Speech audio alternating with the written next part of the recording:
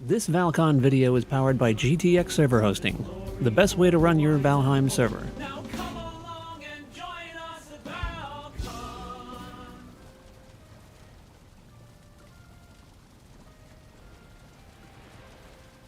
Hello everybody, my name is Dev Rossick. Welcome to my stream. Today we're playing Valheim, survival and crafting game from Irongate. And we're back on the Vanillaheim server that is part of the Val-Con community. I have some reasonably good news about the Vanillaheim server. Looks like we're going to be able to keep this server going for at least the foreseeable future. Can't make any specific promises about how long, but it looks like we should be keeping it going for a good while yet. There's probably going to be some upcoming changes to the server. We might have to take it down for a little bit to do some configuration changes. We might have to... we might plan on some seasons where the server gets reset between each season. There's a lot of things we have yet to figure out. We sort of set it up on a very temporary basis for Val-Con 2026. But now Val-Con 2026 is over. But that doesn't mean the Val-Con experience can't continue all year long. So that's what we're going to try and do, is keep the server going. What do I have in here? Anything interesting? Well, that's it. Belong there. Here, let me just put it where it goes. Ah! That spot is full. Okay. Now I know why it was over there. Anyway, I returned back to my base here in the Vanillaheim server. Just take a kind of a quick look at the map we have so far. We really haven't explored all that large an area on the world. We've got a lot of exploration left to do. And that's because I was concentrating on other tasks during the Hype Week and the Val-Con streams. But now we're going to probably expand our view and go for a broader type of activity. World exploration and going out into new biomes and generally just expanding the gameplay horizons, as it were. Anyhow, in our last visit to the swamp, we managed to pick up a very substantial amount of iron. Let's see, how much have we smelted so far? Pretty good. We've got just about 100 iron here in the box. We're out of copper again. Fairly typical, but we do have quite a bit of iron. And I think we've got a little bit more left to smelt. Yeah, we do. We have some there. We have some there. Let's get that rolling again. All right, are you full? You are.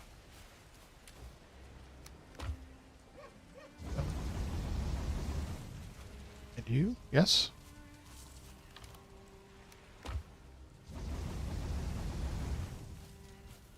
Let's see, what other changes have happened here in the base? Well, really the only significant change is that the wooden gates that we had on the back and the front exits have been replaced by iron gates. No pun intended. And these have a significantly higher durability rating. I don't know if it shows that when you go to build it. No. Building... doesn't really show that, but I believe that the wood gate has a durability of about 400 points and the iron gate has a durability of around 1,500 points. So a huge difference. These guys are making noise out here. Let's see what they want. Hey. Why are you running from me? Don't leave your gates open. What's all this then? That looks like a troll trophy. Why is that out there? Probably because I threw it there. Okay. Make sure our space out here is fixed up because I was just hitting it with my claws. Okay. Well, we've got a great big turnip crop going in. Looks like we've got a couple that I maybe crammed in there a little bit too tightly. They're not doing so well. Those will probably die unless I can get the other turnip plants out of the way. That's not a huge loss. We have a pretty large crop, and our supply of turnip seeds is pretty well assured at this point. Nope. Stones. And nope, I moved that. Yep, it's up here now. We've had a change of foods, and that's going to be a pretty significant deal. Yeah, there you go. We were eating deer stew and mincemeat sauce and carrot soup, but we've now made the transition to sausages, black soup, and turnip stew. So sausages versus deer stew is a significant increase, 55 health versus 45. And then the black soup is 50 health, just barely below the sausages. Both of those have 3 HP per tick, so that's pretty good recovery rate. And then the turnip stew has 55 stamina versus 45 for the carrot soup. So this is a big step up for us. And I think this also has, no, it's a similar tick rate, but yeah, otherwise it's about the same. Yeah, so at least 20 points of health and 10 points of stamina increase based on this food change. So that's a big deal. Now, the ingredients for those are things that we don't yet have a completely stable supply for. So sausages, we need the entrails, boar meat, thistle. Well, boar meat and thistle we're doing okay, but entrails, we got to go out and kill a lot of those Grauger. And then black soup is blood bags, honey, and turnip. Well, honey and turnip, again, we're pretty much okay, but the blood bags, we've got to go out and kill the leeches in the swamp. So we're going to have to spend a fair amount of time just hunting in the swamp in order to sustain our entrails and blood bag supply. And then finally, turnip stew, that's boar meat and turnip. So again, we got to keep hunting boar meat. We don't have, we don't give that up just because we've moved on to some more advanced foods. It remains a key food for us. And we still have all this deer meat. We'll have to kind of think about that. Could probably move that into sort of a secondary storage situation because we're just not going to need it that much anymore. What we might think about doing is taking this deer meat down to community where somebody else could use it. That's a good idea. I'll keep a little bit of deer meat around, but I'm going to move the boar meat down into what I consider to be the main location, the bottom row. That might seem a little odd, but if you look at the way that materials are added to chests, if you just click them in there quickly, you see that it generally fills the bottom row first. So I always think of that as being the primary row, and the stuff above it as being the next row, as it were. Let's see, how are we doing on money? Actually quite good. We have a lot of money.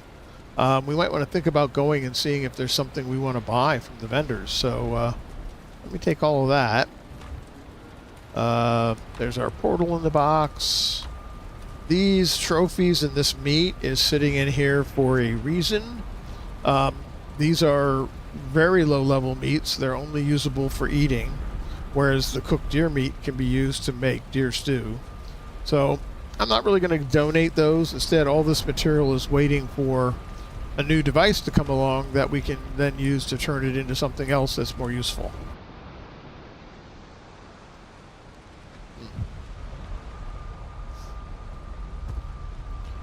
Okay. So I'm going to come down here to the community cafe and poke around in there and see where I should logically place some of this material. Rain, rain, go away.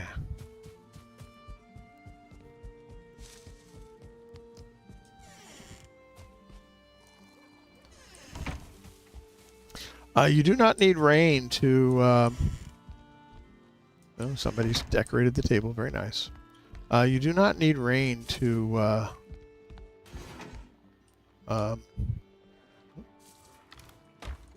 to make crops grow in Valheim. It mostly just acts as a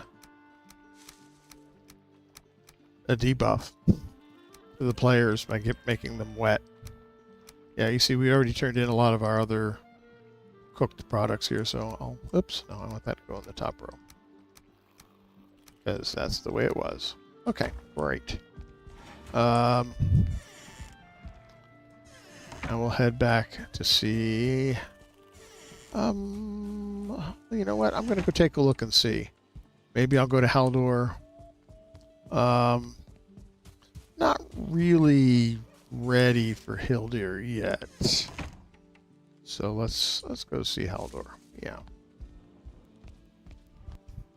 Hildir offers mostly outfits. Yeah, it does have a few other things that are kind of useful. But let's first see how much money we've got to work with.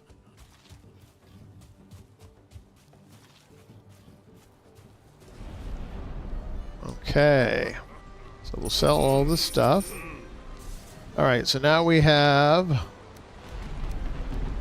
1,539 coin.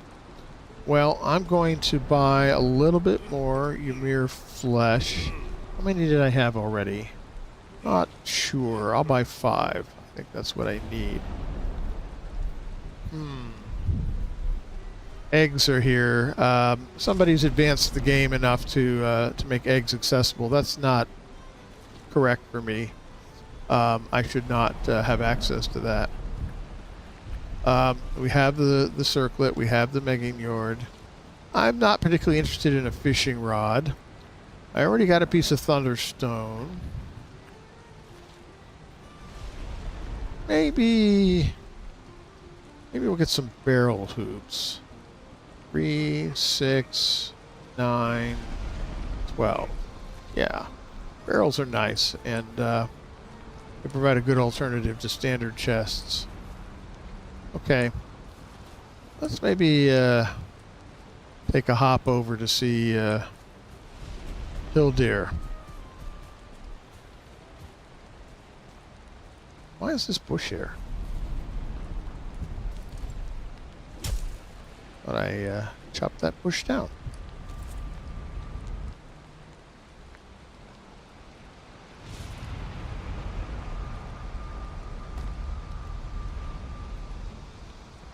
Okay, we're definitely not going to go see the Bog Witch. Even though technically I'm in the swamp and I could go for her, I just am not interested in what she has for sale. Okay, somebody's boat down there. Where is Hildir? Oh, right over here. The lanterns were just perfectly positioned to be hidden by those trees. Okay. Well, I'm happy to see that nobody has returned the chests here. That's good. Okay. So she does have some interesting things. One is the barber kit. It's a little expensive. In fact, I don't have enough for it. But that would allow you to set up a station where you could change your hairstyle, which is kind of fun. She's got this iron pit. Now, this is nice. This is a fire that burns with wood as fuel, not coal, that you can place on not that, on a wooden floor. The braziers that we learn can't be placed, well, they can be placed on a wooden floor, but they burn coal. And that's fine, but it's just a secondary fuel that you then have to manage. So I kind of like the iron pit. However, I think we're fine as far as fires go in our base. She's got some outfits, and they're nice. Some of them are even kind of helpful when you're doing things around the house because they reduce your stamina use. So that's nice. You know, I get an undyed tunic. I like fairly plain clothes most of the time.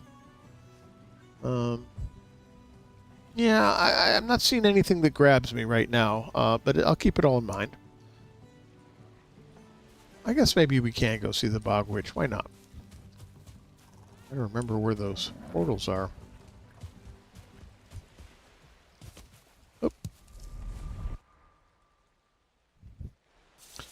Bog Witch mostly has ingredients used to make advanced potions and advanced foods for eating. So let's see what she's got for sale. Oh, look at that. There's a good place to go and get surtling cores and coal and so forth. Ooh. I see a sunken crypt back there. I assume that's probably been exploited already because people were here visiting the Bog Witch. Here's her little Grey Dwarf guard and what's the name of the Kvaster? Her animated broom. That's cool. There you go. What you got for sale? Okay, candle wicks. You can make candles. Those are kind of nice. The scythe handle. Can't really make that till we have silver, so we'll let that go. Love potion. Toadstools. Various ingredients that are used in some of the advanced potions or meads. Ivy seeds that you can place on the to grow on the sides of your building. That's kind of cool. The serving tray. The serving tray is very useful. It allows you to set down food and drink without using an item stand in a very flexible way. Yeah, I think I'm going to get a serving tray. And then we've got what?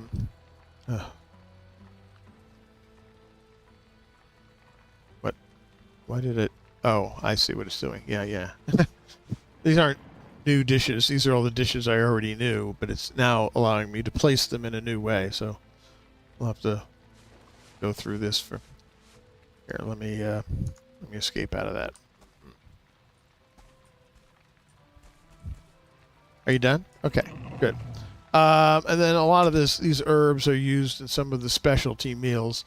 Those are great in a group environment. In a single user playthrough, there's nothing wrong with those types of meals, but I usually prefer the classic individual dishes. Okay. Yeah, the serving tray, that's going to be useful. We're doing some decorative work. Excuse me. Okay. Whoop. There's the door. A little hard to see.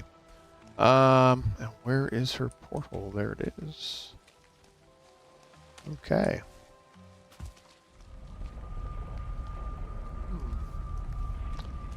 I think this portal needs some stairs. Is it resting on this? I don't want to break this if it's resting on it, but the answer appears to be no. It's not.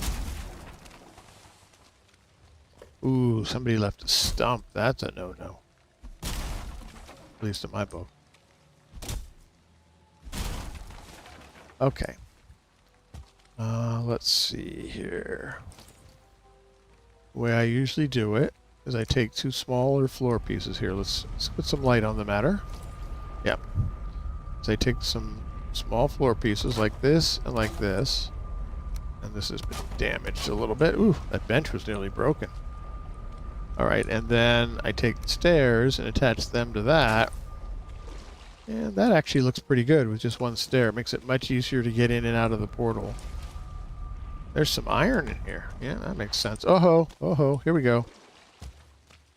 Poison meat. I don't have any. Oh boy, that's bad.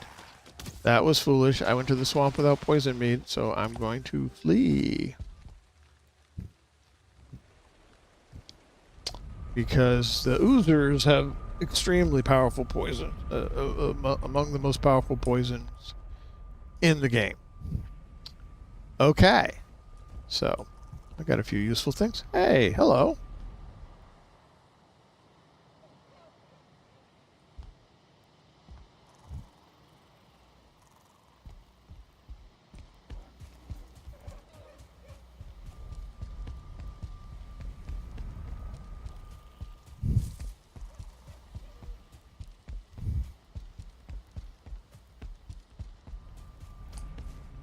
Okay, my portal up here with Ether in the window.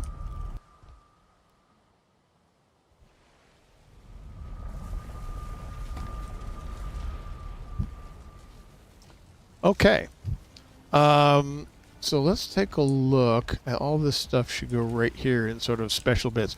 I did have 2 Ymir flesh. Okay, well, now I have more than I probably need. I'm going to show you what it is I want to make. Or wait, it's probably not on my list yet, is it? No. There's one more ingredient I need to get, and I haven't found and touched it yet, so... Yup. I'll put the barrel hoops in there, too.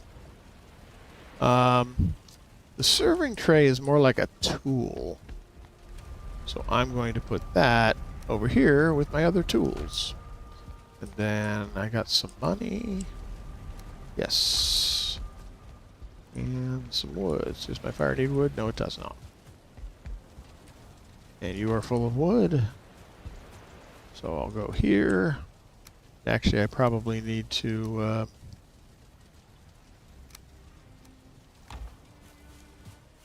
make some coal again.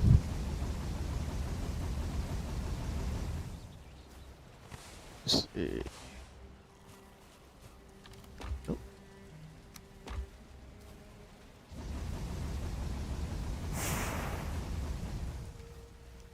Not quite enough. Need a little bit more. Oops, over here.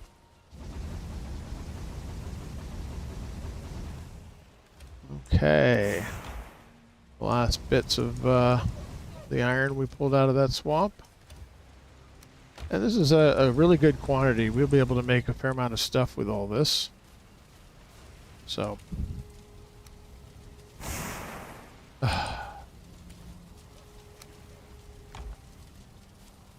Okay. Let's see what we've got. We have 119 iron. Wow. Okay. So, well, first of all, one thing we always want to look at early on is to see what upgrades we can do. So, there's the forge bellows, which we need chains, and we have those. These are kind of annoying because they're difficult to place. They take a lot of space. There's the smith's anvil, which is made with iron. It takes 20 iron to make that. That's a nice upgrade. There's the forged tool rack. That only takes 15 iron. Let's maybe do that one first. So I'll just take half of that. And if I forget how much wood, I'll just take a whole thing. And then we'll put the tool rack, and it's kind of designed to hang on a wall somewhere like that. There you go. Alright, that raises our forge to level 5. Great. That also means there's a bunch of things here we could upgrade. Except I'm not sure I want to upgrade some of these bronze tools anymore. And then, oops, I'm sorry. Then, what else? Okay, yeah, the smith's anvil would raise us to 6. Question is there any place I could put it? Yeah, right out in the middle of everything. This is kind of annoys me about these upgrades. I mean, visually you would say, yeah, it fits easily in there. But will it actually go? No. No, it won't. See if I can stand in here and place it. Yeah, it's ridiculous. Why won't it fit in the space that it visually will fit in? Like what's wrong with that? Perfectly good spot for it, but no. If I try to place it, well, it says missing requirement, but if I had that requirement, let me get the 20 iron. 20 iron. See, now it says needs more space, needs more space, needs more space. That's ridiculous. Come on. And you end up sticking it, right out into the room. So what this actually is kind of pushing me to do is to make some changes to my structure here. Yeah, sure, I could stick things out in the middle of the floor, and then I'd be constantly dodging around them every time I want to walk over to the bench. That's really annoying. But look, I have all this space out here on the front of my building that really doesn't have a purpose. I suppose I could put more crops over here, but I already have a perfectly adequate crop space back there. So I think what I want to do is build some extensions to my building. Now, how to do that? I could just make the entire building wider. Okay, that works. But let's take a look at something here. All right, you see that the ridge line of our roof is already dark orange to red. If I make the building wider, the roof gets taller and the support starts to decline. Now, there's some things I could do about that. One of the things I could do is to use some core wood in the construction of the building. This will increase the support, and I could take that up into the roof and get a taller building and therefore a wider one. So that's possibility number one. I could also use some of the iron to make ironwood beams, and they have a tremendously higher support rating. And it wouldn't have to be every beam. It would just have to be, you know, have them periodically spaced down the wall. And again, going up to the roof, and that would extend my support even better. I could do some wings that come out at right angles and have their own roof line, maybe at 90 degrees to what I have here, and a lower roof line. And then I wouldn't need any extra support at all. That's possible. Do I want to do any extensions in the back? Well, not here, where I've got the crops, no. But maybe here. It might be nice to extend this part out so it comes close to all of the smelting stuff. I'd leave that outside, but I could have an extension in the building, like a 90-degree wing that comes out maybe to here, and then would push all of the crafting benches out here, and then obviously would have to completely redo all the storage and stuff in here. But what could happen is we could push the crafting benches out that way and put all the storage against this wall up in the front. Wouldn't mind having a bit more space for portals. So maybe I can do multiple things here. Yeah. Wings or wider? Wings or wider? Well,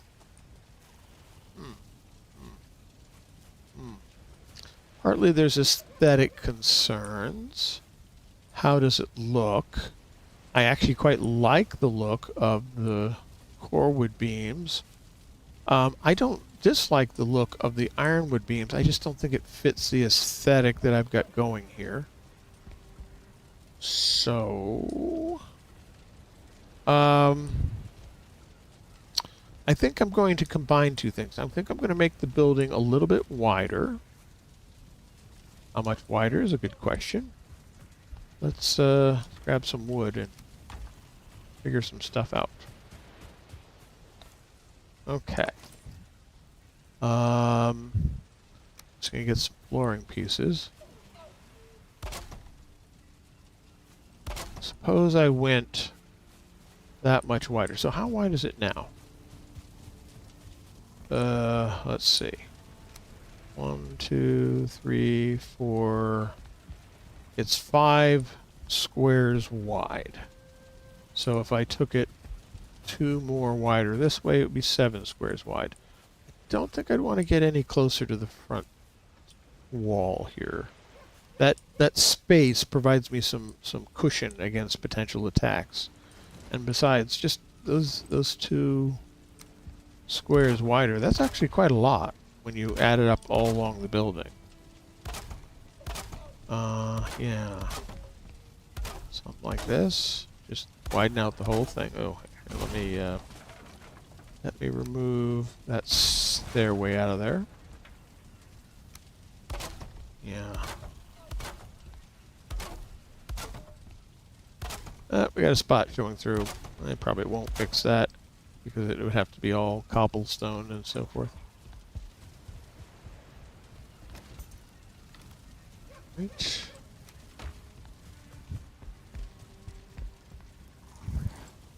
Right. So something like that. Yeah.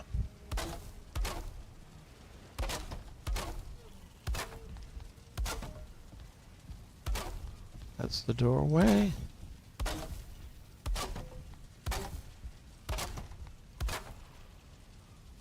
We could make it longer.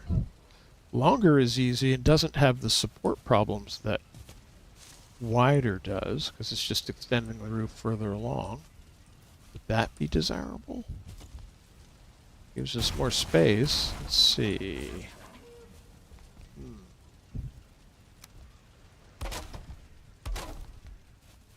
Yeah, these stairways stick out. I don't think I'd want to go much longer than that, so we can make it longer.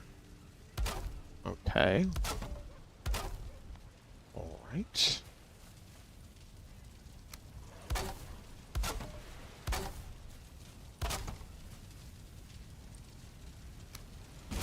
Take that out.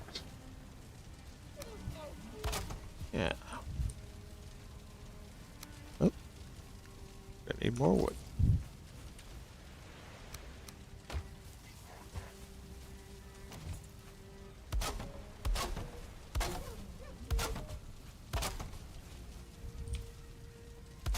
Probably keep doorways in the same place. Maybe. Might adjust that. We'll see. We want to make it longer this way.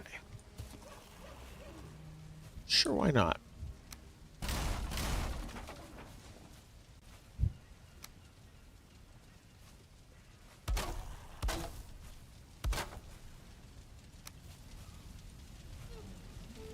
Come on.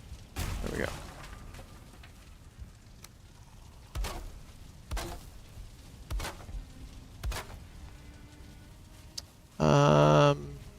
I don't think I want to make it longer that direction, so let's see. Right. Yeah, and probably keep the doors in the same place. Okay. Okay.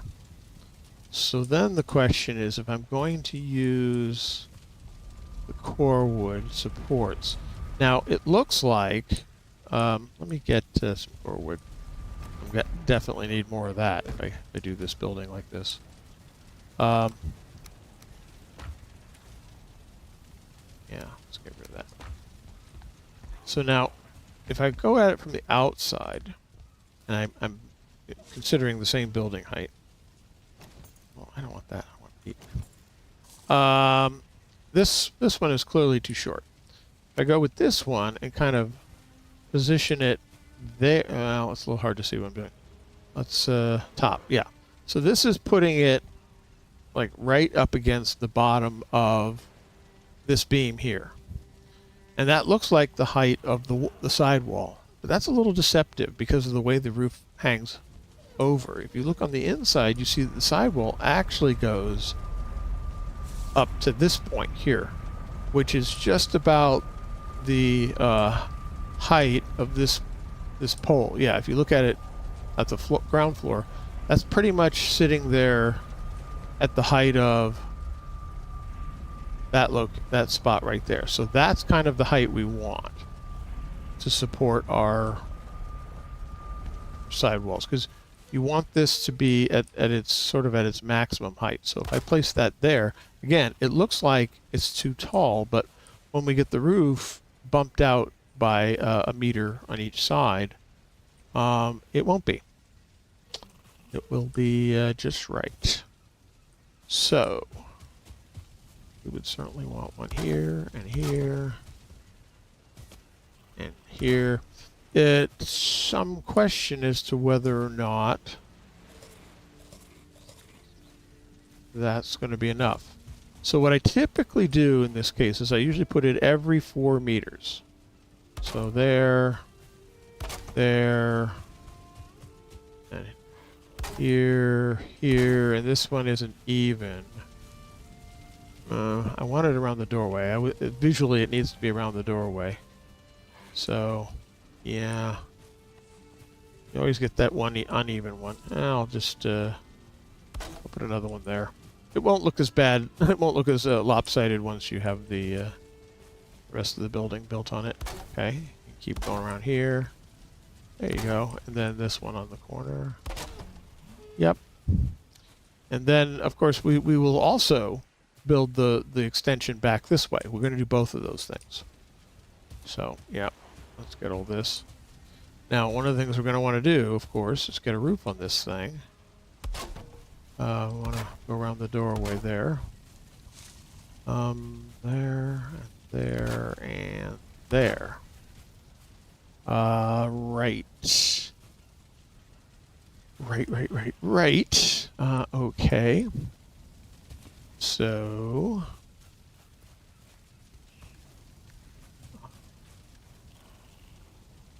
where did I pick up 8 stone? Did I pick up something I don't remember doing? Huh.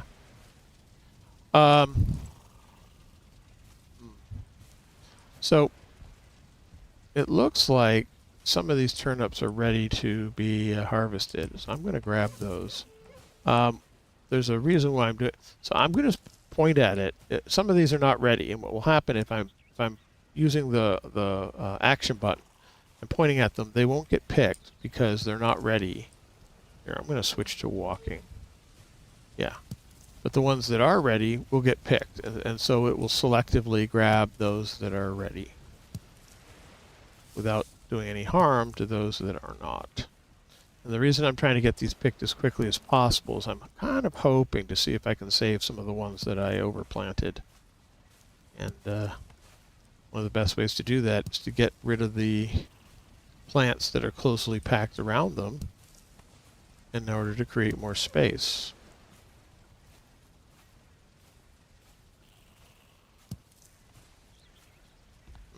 I think a plant may have died there. Oh well. I lose them, I lose them. See, like, I'd really like to be able to pick that one because it's right next to the unhealthy plant. Oh, look, there's one that popped up. Yep. See, now that gives it a little more space. Will it survive? I don't know.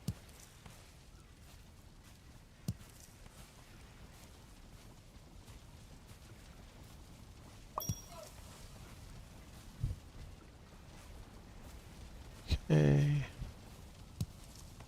Yeah, there's a randomness in the exact time at which the plants become ready for harvest.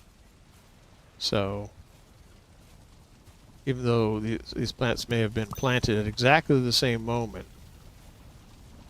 yeah, you see them now popping in, they'll all become ready for harvest at varying times. Sometimes varying by considerable amount of time.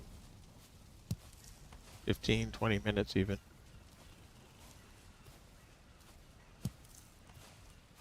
Okay.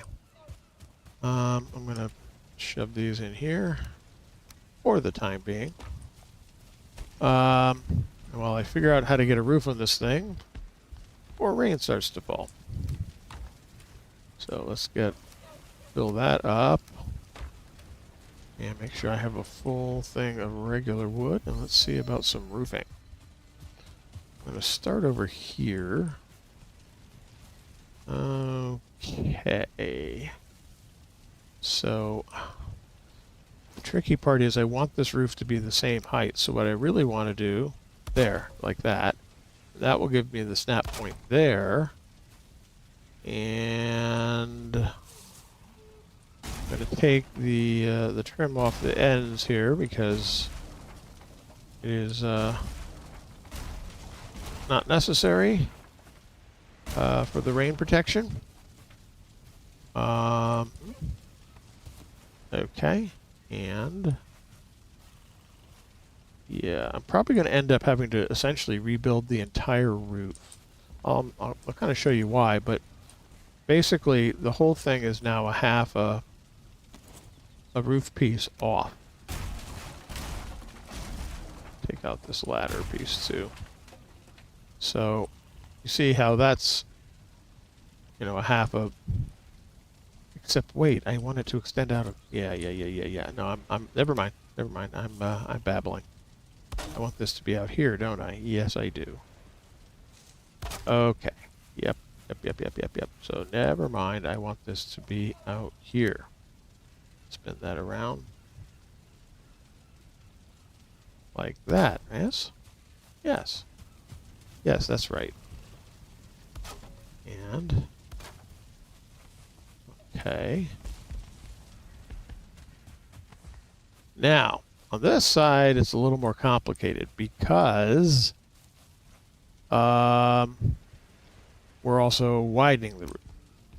So I'm going to come out here for the moment, and then I'm going to carry this piece across to there, and then I'll come out here, and out here, and out here. Yes. Yes. And place an upward beam there. And then try to get the roof piece in. Yeah, for this particular task, it helps to have the fascia to snap to. Like so. Yes. Now, continue this across. It should be supported by the poles. Oh, wait, is that right? No, that's not right. I thought that looked too far out. Okay. Let's see here. That's better. Yes, that looks much better. Okay. Keep this going. We should just be able to go straight across with this because we've got these poles holding it up. And then what we can do is sort of build the next piece over. It should have plenty of support for that. And that will cover that whole section in roofing while we continue to build and thus prevent rain damage. We'll need to do something about this over here, but there. Because these poles take rain damage too. Core wood is not immune to rain damage. So... snapping bottom. There we go. That's what I want. Now I go back to auto. See how much wood do I have. Probably not enough. I need some more. Well,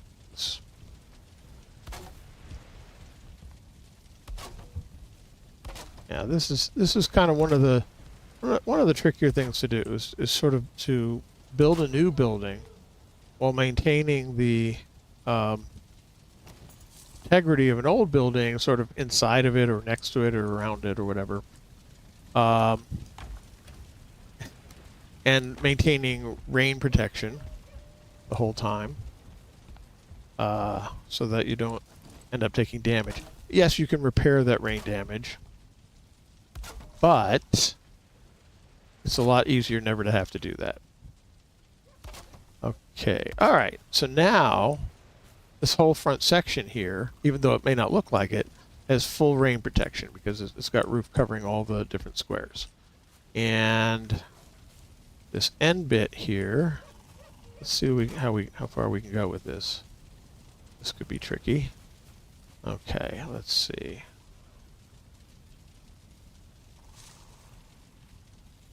Okay.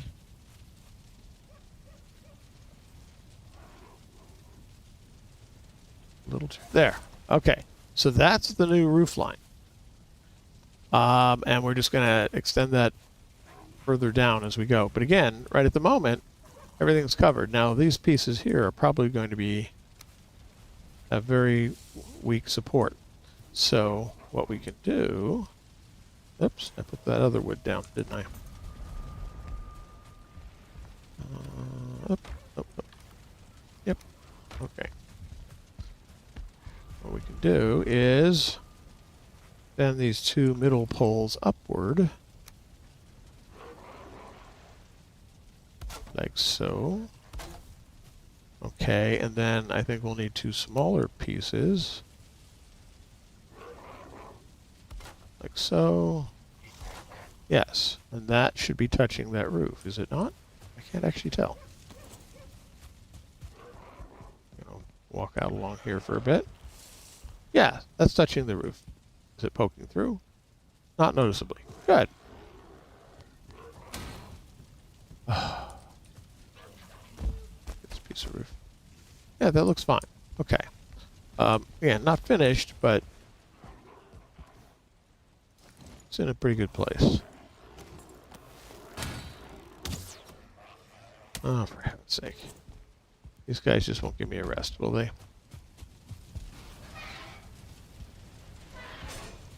Hello.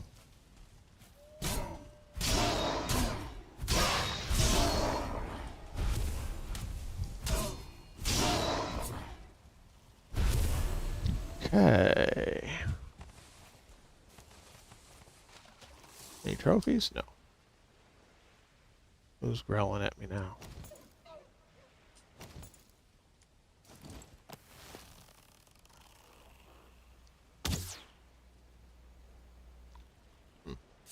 Missed him.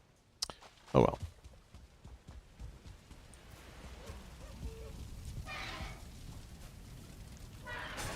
Okay. Yeah, I think this one's just too close to the edge. There's no saving it. Yeah, on that one. Same thing, it's too close to the edge. Yeah, I don't think I saved many of those plants. Oh well. There will be plenty of turnips, not to worry. Okay.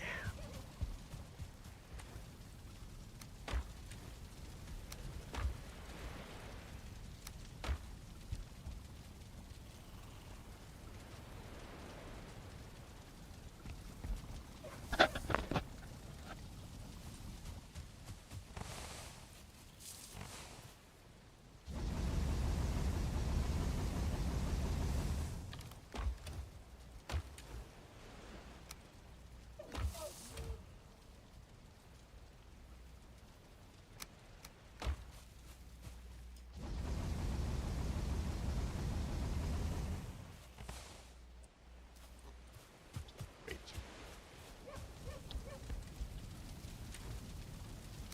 Right.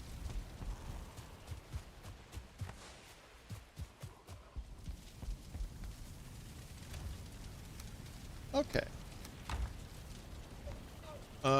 Now, are we similarly covered on this side? We are not. So let's do similar things. Let's take off the trim pieces. Put all that back later on.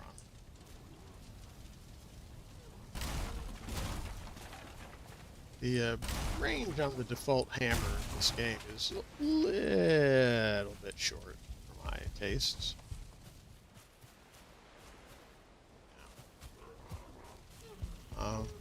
Definitely be longer.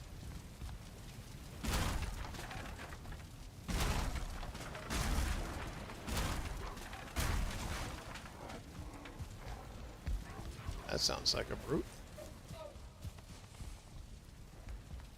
Some wood up there, that's fine. Okay. That's a piece of wood sticking out, that's one. Alright, let's see here. We're going to basically do the same thing over here. So we'll extend this out. More. Like that. That. That. And extend the roof. Yes. Yes. Okay.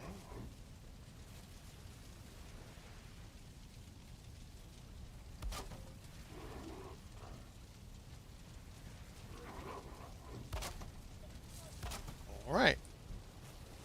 And then, okay. The doorway isn't in the middle this time.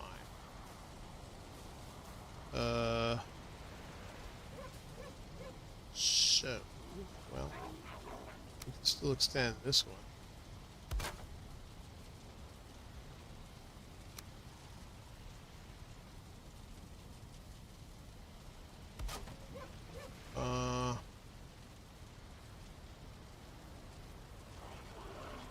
Should probably put a support here. Just to make sure we have consistent support. can find that a little bit later. All right. So we've got support roof there. That's covered. This whole front section is covered. The middle is covered by the old roof. And now we can sort of start building it out a little bit.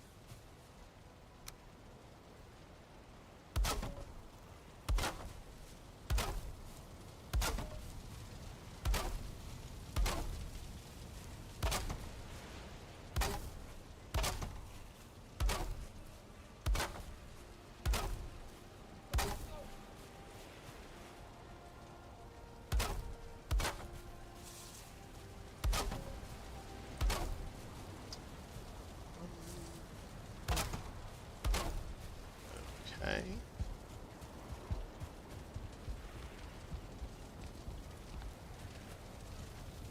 That little stairway piece back in, as I usually do.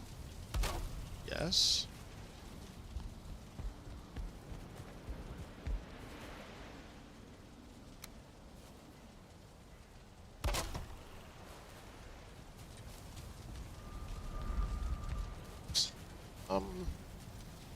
Right, let's think about how this support is going to work. I could come along here, just fill those in. You need to be a taller piece. Yes, you are already supporting that. I know it's not even. Or I could just say the heck with it and put one every piece, and then it's consistent no matter what. Yeah, I like that better. Yeah. Oh, yeah. That's the way to do it. Okay. Let's do this other end, too.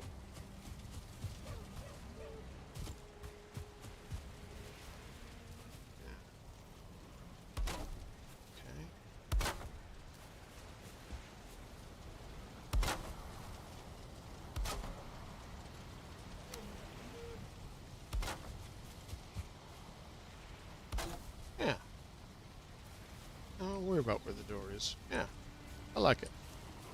And you know, we'll do some cross pieces and things like that at some point. Now we'll probably want to put the core wood down along the sides. That's going to take a little bit of careful maneuvering on that side because we're putting it into an existing wall. But on this side, it's not too difficult. Okay. Grab a bit more of that.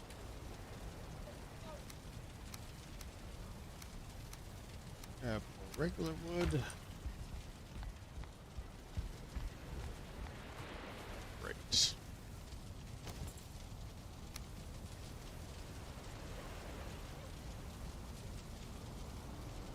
Let's snap. Bottom. Okay.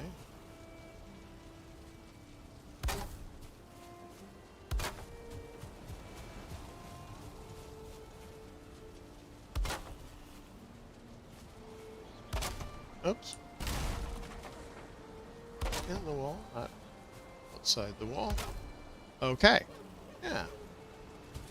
Now we have some strong support going up to the roof, including extra strong support in the ends. We'll have to see whether that support will continue to the middle. What might have to happen, and this is something I've commonly done, they might have to make rafters of core wood leading up the roof from here to the middle in order to extend that support all the way to the top. We'll know when we get to building the whole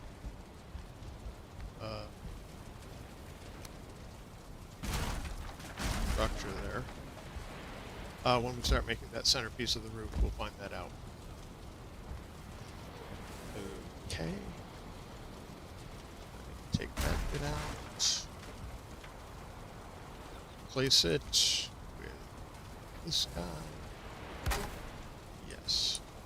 So what I'm basically doing is taking out the poles that were of regular wood each of the locations and replacing them with a forward beam. That one's going to be tricky. I can't point at it. I might need to move those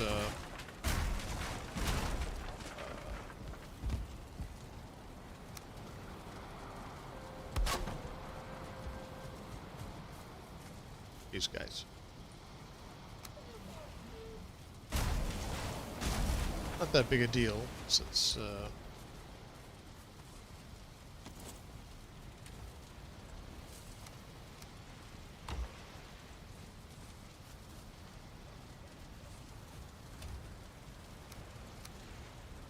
okay. See, now I can see the holes here. There. So I need to get the holes on the inside. Now. Right. And place them with these poles. Hopefully I'm getting that right.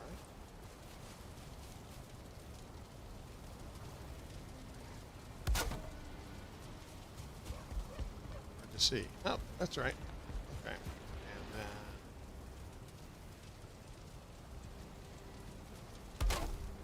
get it right? Yep, that's good. Okay.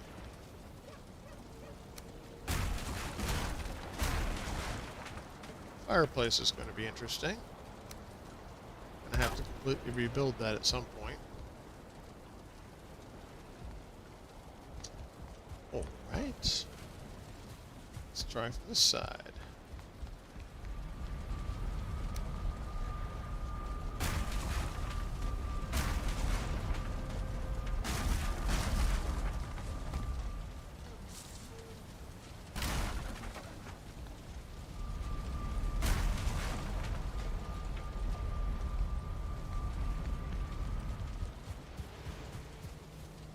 Great.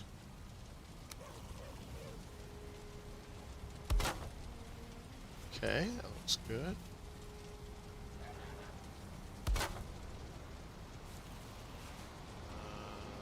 That doesn't look right.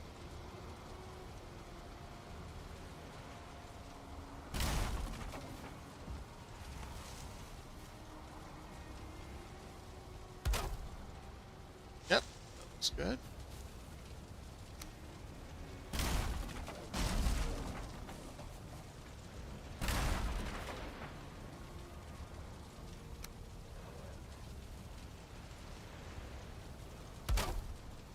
Yep.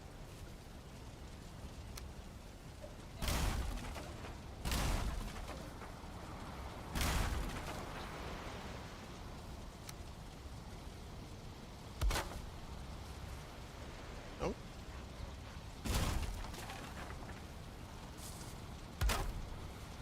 Yeah, that's better. And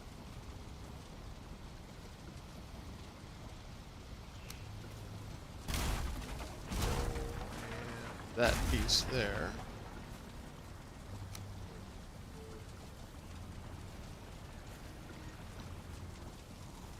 That look right? Let's see. Let's go look at this from the inside. Make sure it looks good. Well. Yeah, it all looks good. Just like I meant to do it. Okay, so that's coming. Every piece, there should have been one there and one there. So I had to skip a couple.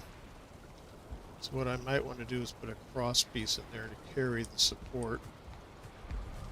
But we'll see. Get the little stairway piece in here. Really helps. Okay. All right. It's coming along. Coming along.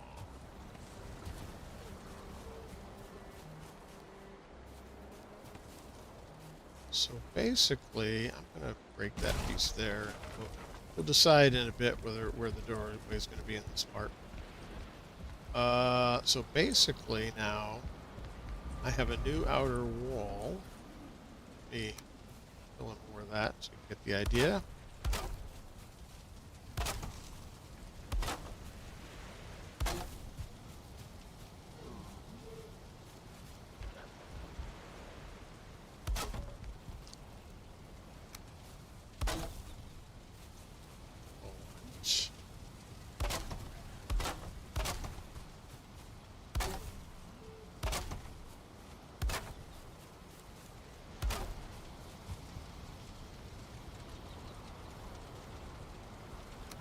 Not want this part anymore.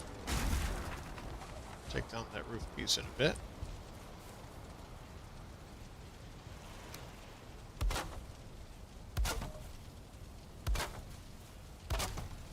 Yes. Okay, that matches the prior wall. And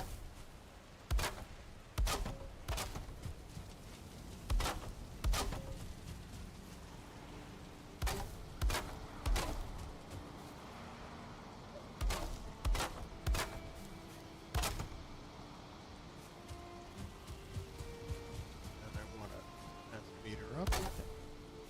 1 meter up, 1 meter. I always think of these as these short ones as half pieces, but they're 1 meter. So I'll sometimes say half meter when really I mean half piece.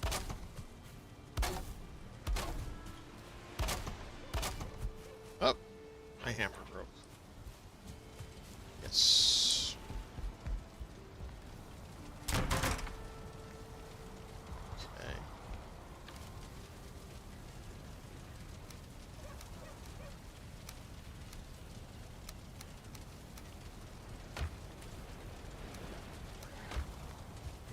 Okay.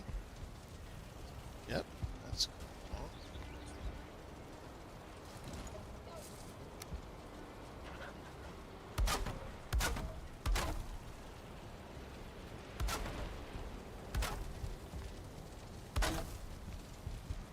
Again, the short window.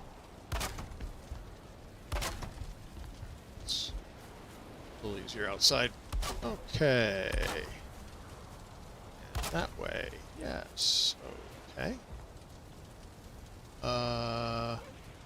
Eventually going to just tear down this inner wall, but for the moment, let's see. Oh, need to be careful here because the small floor pieces that are holding up the bookshelves, the shelves on which the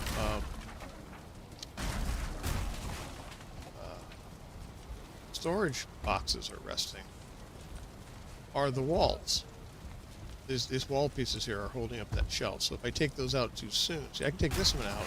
There's no problem. I can take this one and this one and this one. And actually I can take out all these cross beams because they're not really carrying any of the load.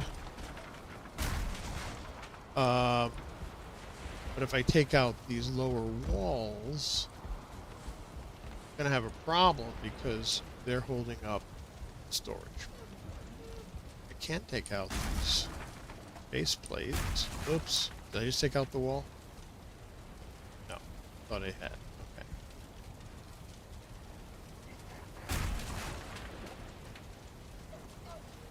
I can't really even see that, can I? I can take out this piece of wall and this piece of wall. They're not holding up anything.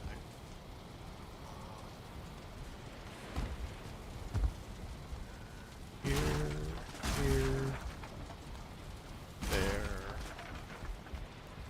there.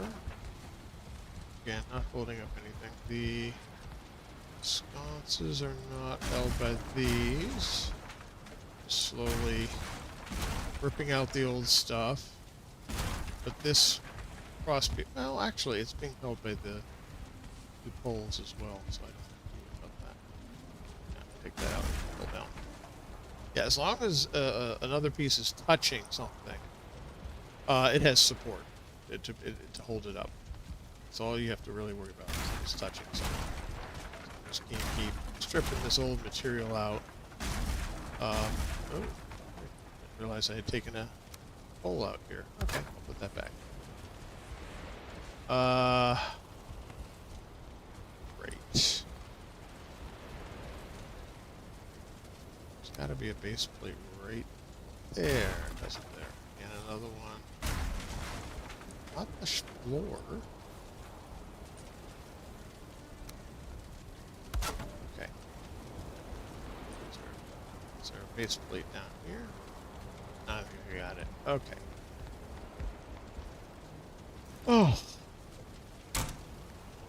Now, the reason I'm trying to take this stuff out quickly is basically so that I can see what I'm doing as I break out more of this. Sign. Oh, got those, are they? Let's see.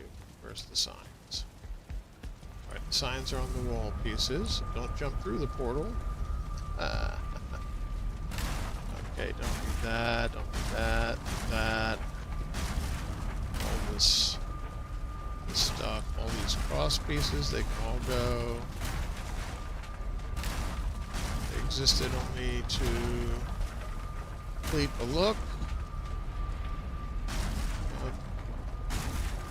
Breaking things down, always take a moment to be sure what it is you're breaking. It's incredibly easy to suddenly point at the wrong thing. Okay.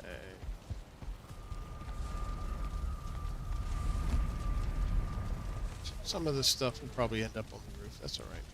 Deal with it.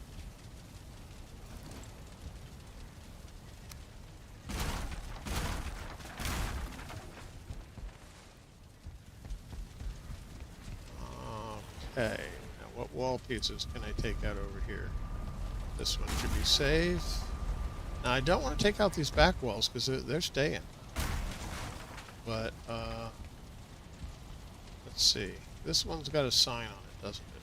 Yes, it does. But what about this one? Does it have anything hung on it? No. So, take that out.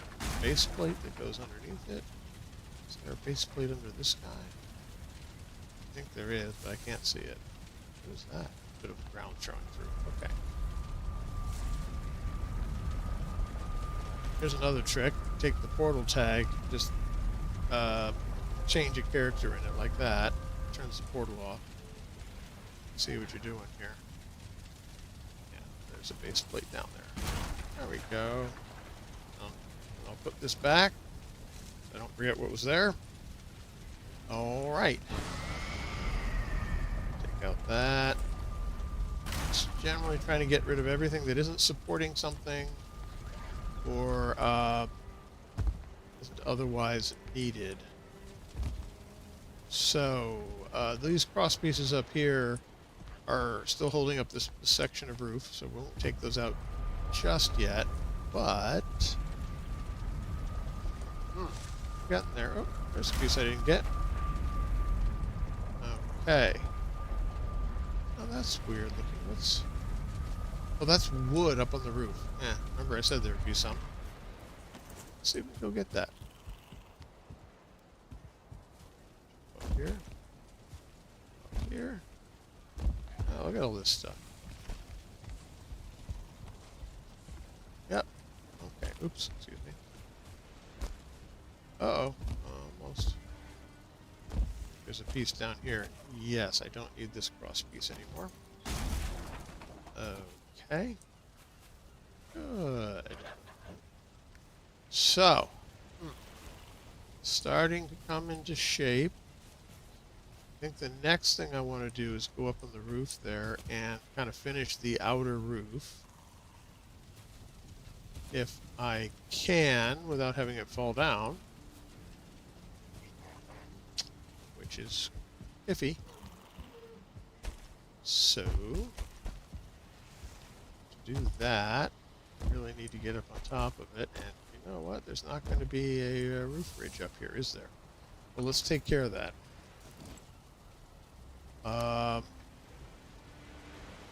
If you're wondering, workbenches, they have a circle of influence, you know, the area in which you can use them to build things. But that circle is a cylinder that extends up into the sky forever.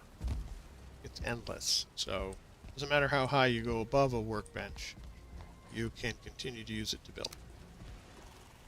That was a change. It wasn't originally like that. It used to be a sphere. And so if you got up very high, you had to build more workbenches. But not anymore, which is nice. Okay.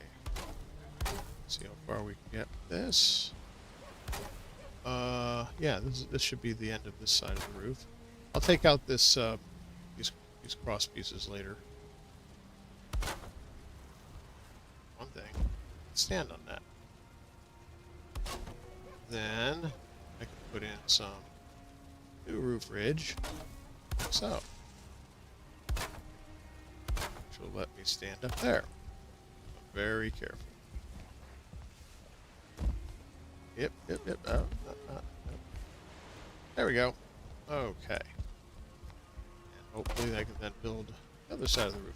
Yeah, look how red this is. This is going to be close. I think it'll make it, but we'll see. So, how much wood do we have? Oh goodness, get all the way up here and we're out of wood. Well, that's just silly.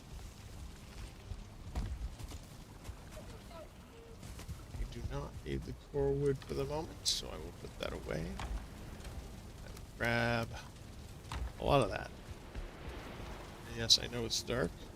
I am alone. I'm going to take a quick sleep through the night.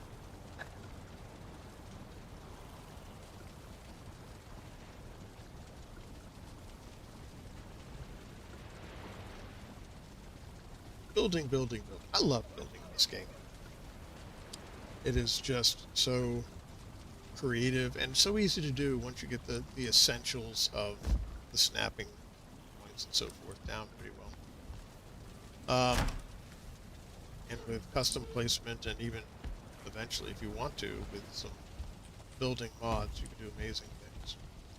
But this is Vanillaheim. We're not using mods, so pure vanilla building here. Okay.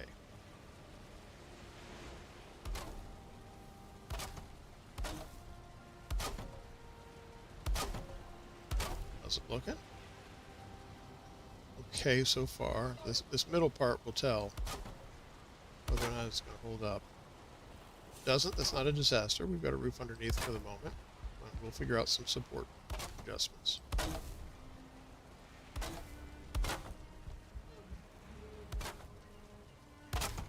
But even by adding those few core wood poles around the outside down there, it already shifted the support calculation and makes the upper support better, even though the core wood poles don't go all the way to the upper support. Well. Oh, no, wait. Let's put this on. Yeah, it's pretty red right here in the middle. But it's holding. We'll see. Sometimes it can take quite a while to sort of figure out the calculation. What it's actually doing is it's moving its way through all the different pieces that are connected together and figuring out the support for each one bit by bit by bit. And there's many pathways it could take through all the different connected pieces. So it essentially tries to find the most advantageous pathway and so on and so forth. And if none of them work out, stuff starts to fall down. So now, doesn't look like it's going to fall down. Now we can finally start tearing out the this roof over here. Yeah. Food. You might wonder, why don't I use lesser food when I'm building? Well, because anything could happen. I could fall off a roof. I could have a raid of strong creatures. And I sure as heck wouldn't want to end up being caught short. One of the things I'm worried about is that support might have been dependent on this other side of the roof. And it will weaken when I tear this roof off. Still possible. So we're going to keep our eyes open to see whether the upper roof starts to fall down when I tear this out.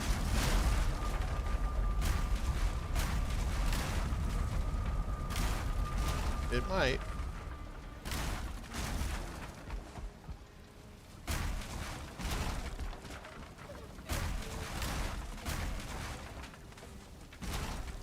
Okay. And let's take that piece out. That piece out. So they're no longer providing support. And that piece. This middle one isn't providing support anyway. I'll take it out just to make sure. Okay. So now this roof is standing on its own. With nothing but the outer walls, the new outer walls, holding it up. Unless I made a mistake and there's another piece somewhere that's in there. Let's see. Let's go hop on the roof again and take another look at how it's looking. And by the way, the support quality has nothing to do with the amount of damage the roof can take.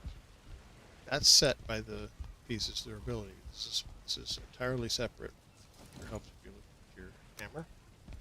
Yeah, it looks the same. I don't think that those other pieces were adding anything to the support. Remember I said that it takes the most favorable support path, which hopefully is through that core wood. And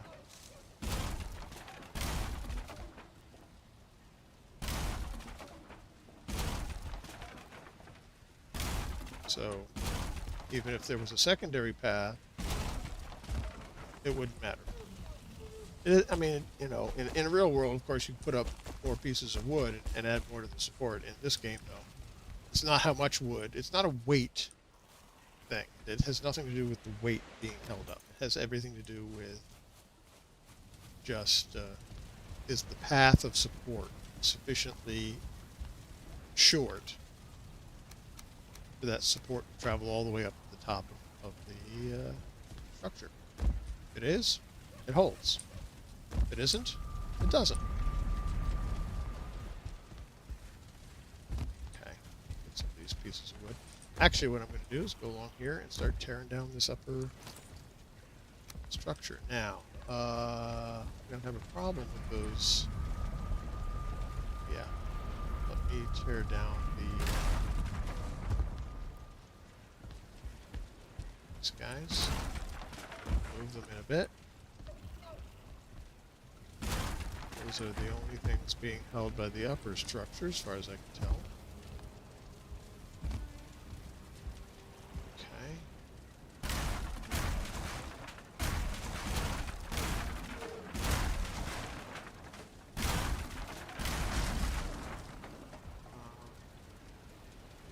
I'll leave that there for the moment. Basically, just going to go along, take out these guys, and everything above them should fall down.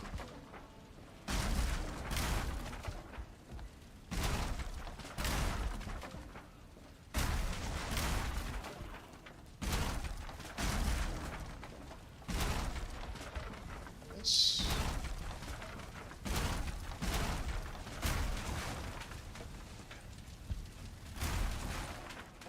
Eventually, it should fall down.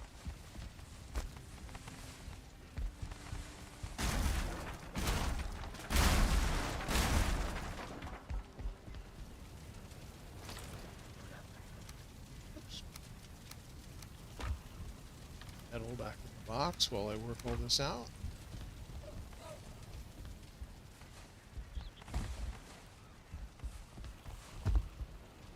Should all be falling down. What's holding it up? Are the portals themselves holding it up? Looks that way.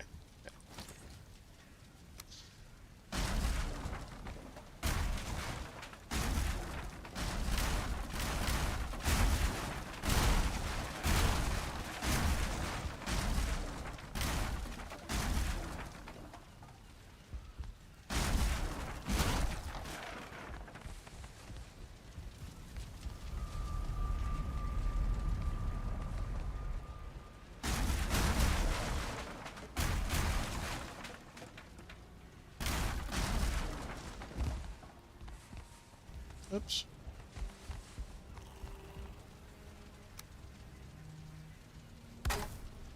All right.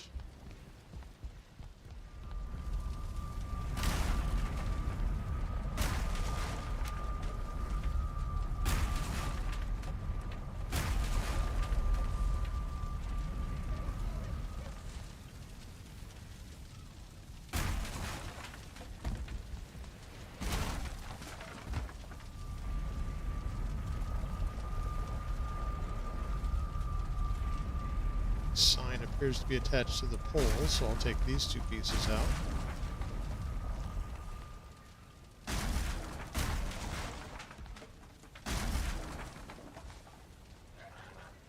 Sign over here is attached to what? The wall, so I'll take those pieces out.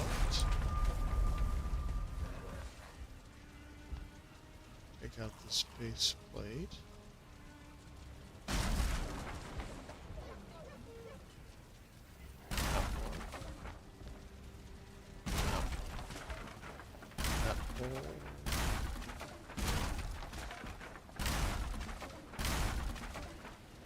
Ah. So that's going to knock that thing down. I'll leave those behind. Alright. Sort of this gradual process of stripping out the bits that are doing something and the bits that are not. Take down these two things. I can take those out. Yep. Those, that. Okay. Metal away. Wood. Oh, boy. Gotta go outside now. Probably try and get this whole wider part built, and then worry about the wing going the other way. Yeah, this is looking okay. Now, one thing that is missing from over here, remember those little support pieces going up to the roof? I really like that look. They're not necessary for actual support, but they look good. So, I'm going to put them back.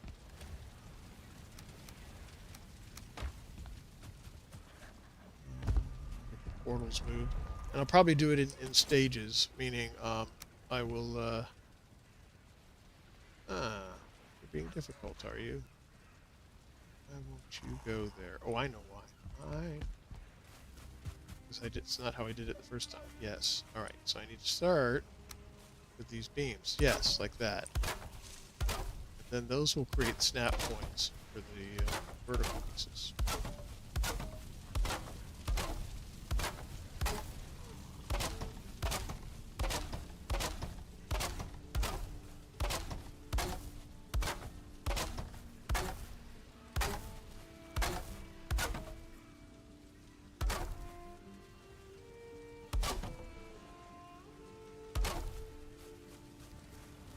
Piece of wood still sticking up there. Okay, this one was pretty much already done.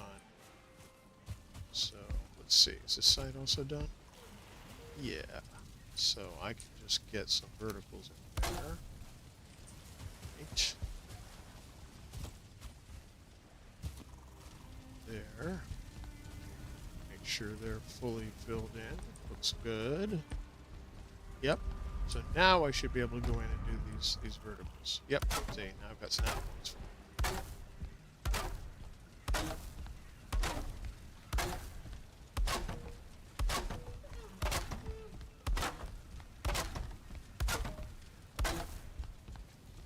Missing one.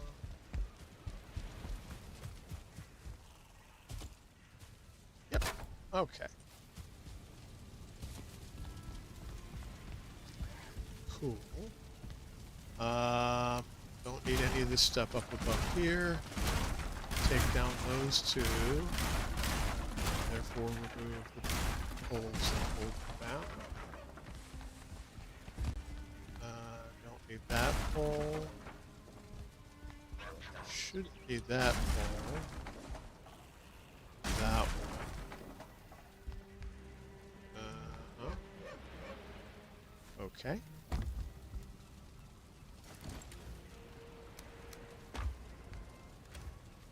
Good. Alright. So let's first get the portals moved out of the way because they're kind of big and they'll create lots of space in a hurry. So check out the signs.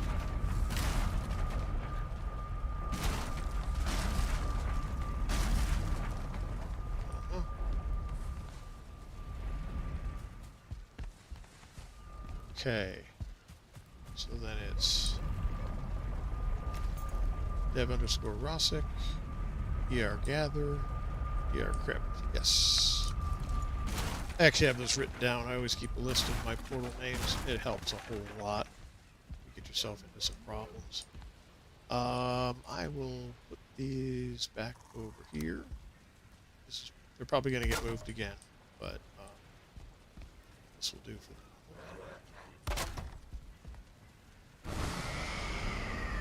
Those two connected because I didn't give them tags. I'll fix that.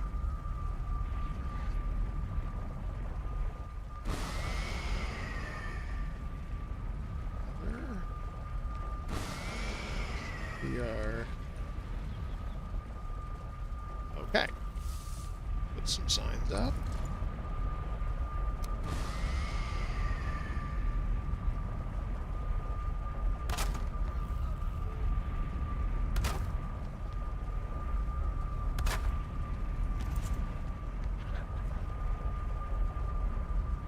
Six portal hub. 2, 3, 4, 5, 6 for white. Gather. Yes. 3, 4, 5, 6. Red. Okay. Yeah, I'll probably move the storage last. It takes a long time. You basically have to set up temporary storage, move everything into it, then tear this down, rebuild it somewhere else, and then move everything back into it. It's quite a hassle. These benches, on the other hand, are a lot easier, so I can move these pretty quickly. Now, I have workbenches all around me here, so I shouldn't need to rebuild the workbench first. Instead, well, wait a minute. No, yes, I do. Here's why. I have to have a workbench close by, like there, in order to place this silly thing tight up against the wall. And I can move the workbench in closer to it. And place the other pieces around it. Let's see if I can get this in here. What if I can get this a little closer here? Get it in there? No. Okay, wait a minute. Let's see. Hang on a minute. Put it back over here. See if I can move this a little further over there. Move the bench a little farther over right there. And then squeeze this guy in. Ooh, I can. Can I put it that way? Yeah. Now, why is that good? Because I can put this one in pretty tight. Oh. Yeah, that'll do. And that will have implications for what I can do with stuff for this bench. So let's tear all this down. Okay,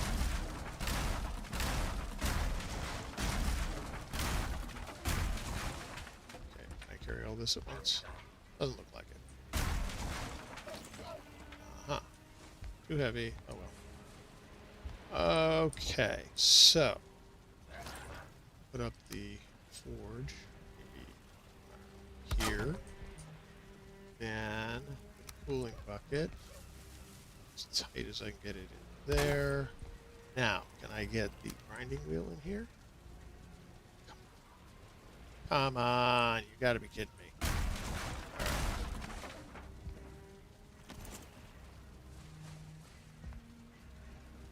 Let's go over a little further.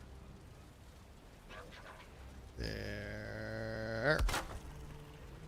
And the cooling bucket. I can get that one in pretty tight. How can I get the grinding wheel? You have got to be kidding me. Way out there? That's ridiculous. How about the anvils? Can I get sneak the anvils in over here? This is why I rearranged the other bench, so I'd have room for stuff here. Oh, this is ridiculous. I can sneak them in over here, so what? Grinding wheel. See, why you gotta be so picky? Can I get you this way? No. Alright. So then I can put the tools up there. Yep. There. Put the carpeting back in. Again, this is all going to get moved again. It's all basically going to go over there. But I need it in the meantime. Nope, that's all the improvements I had. Ridiculous. Okay. Again, storage go last. Yeah. Okay, this isn't too bad. Not too bad. Building. Yeah, so one of these is going to be a door, the other one, I don't know. Alright, we'll figure that out. I suppose they could both be doors. Okay.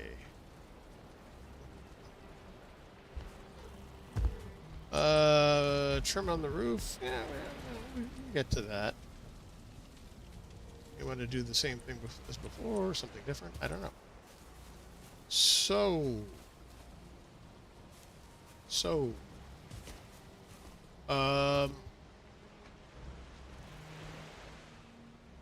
let's think a minute here.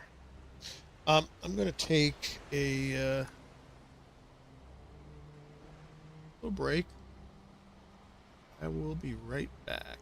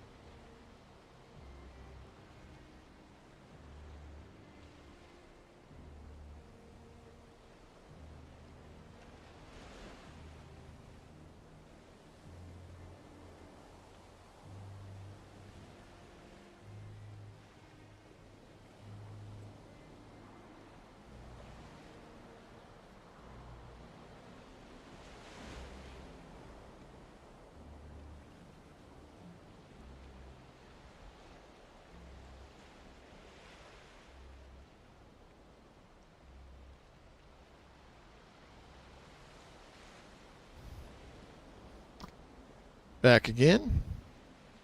Okay. Let's turn off the helmet light for a minute. So, I'm going to build this other piece out at right angles here.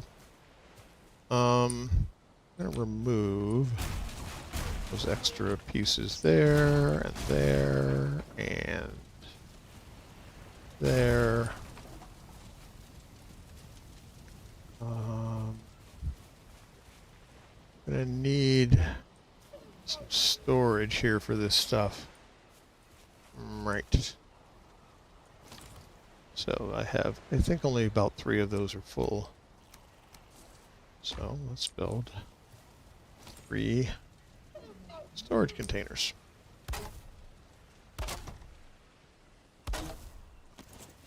Okay. All that wood. Yes, I'm carrying too much.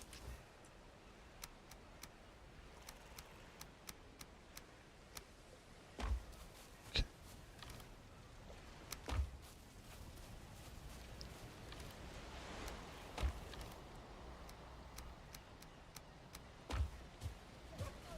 And there's this one.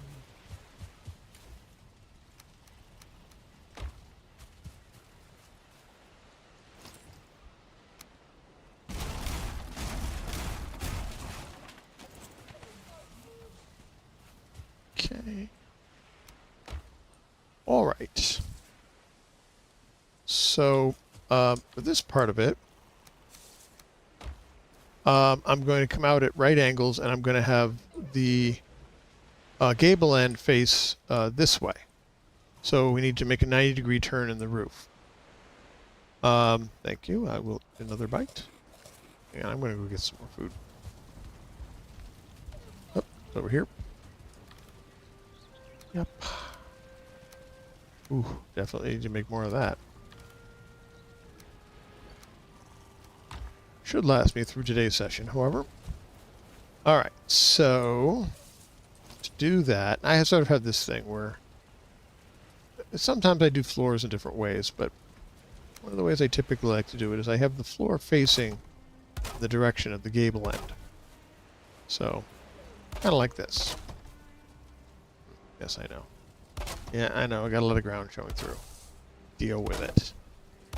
Now, how far to come out? No, no. Okay. And one more, I think. Yeah. Oh boy, there's a lot of ground showing through.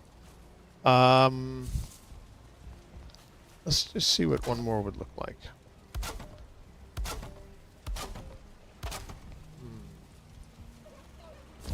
So imagine there's a, well, you don't have to imagine it, I'll build it. Imagine there's a wall sitting here. Yeah, that's really tight there. I don't think I like that much. Okay.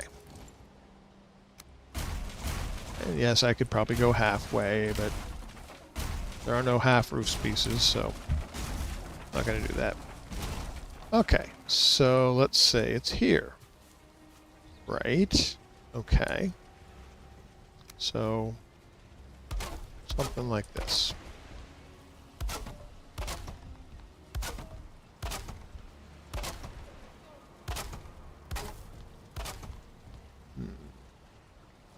We still need a way out to the garden, so I definitely want to keep this open as a doorway, yes.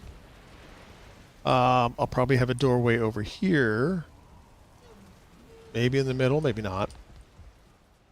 And then I'm going to want to have a roof coming down. 1, 2, 3, 4, 5. Oh, that's convenient. So this is an odd number wide, which means it'll work just like this one when I overhang the roof. It should match up pretty well. So I don't really need the core wood in this section, so let's build without it.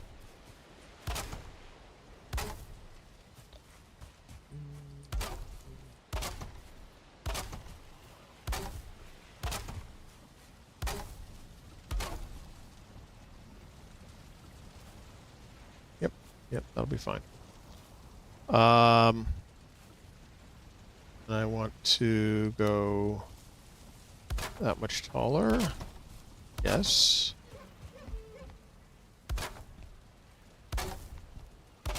And then finally, for the roof piece, I'm going to come out one that way, come out one that way. Same thing here. And then put a temporary piece here. And here. Now, what I'd like to actually do here is to use the lower pitch roof in this section. Something like this. The problem is going to be, if I do that, when I get over to that, it's going to have to join on a roof valley. Now, the game has roof valleys for certain pitches. There's the roof valley for 45 degrees. There's the roof valley for 26 degrees. What it doesn't have is a roof valley that transitions between 45 and 26. You could still do it by sort of smashing the roof pieces together, but that creates a very ragged look on the inside and the ceiling, so I don't like that. So, since the main roof is at 45 degrees, I'm going to make this one 45 degrees also. And right there, we're coming to that valley. All right, let's do the usual thing of putting supports in here. Take that out. I'll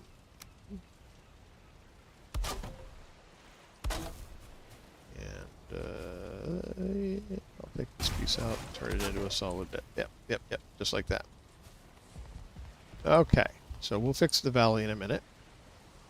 Meantime, let's get all this stuff hooked up. It's just going to be a short... Oh, broke. It's going to be a short piece, but it's amazing how much more space this will give us in the base. Okay. And then give it the roof piece. Yes. Yes. Get the support. Doesn't fall down. Yes. Okay.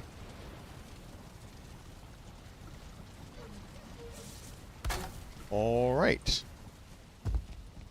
So let's see about finishing this roof off. Yeah, we'll do the valleys and so forth in a minute. I like to get my roofs covered over, as you know.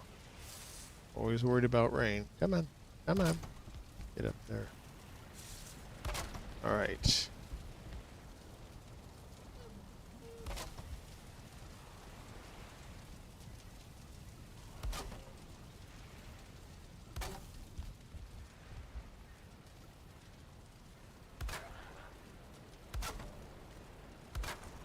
Okay, so this is going to end up obviously lower than the other roof, but not much lower because it wasn't part of the expanding width. Actually, this section over here is actually the same width as the original building that we just widened out. And you can see why I'd rather have that shallower roof on it. It just, I think it would look better. In fact,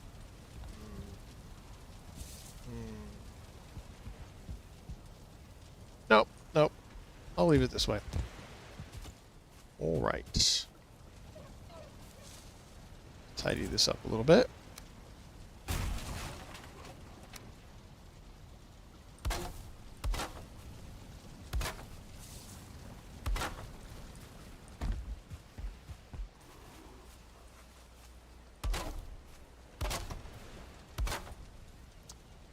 All right. So now, let's see what we can do about this valley situation. What I want to do is take out this piece, like there, cover the wood from it, and I want to use the... Oh, I'm going to need more wood. Yep.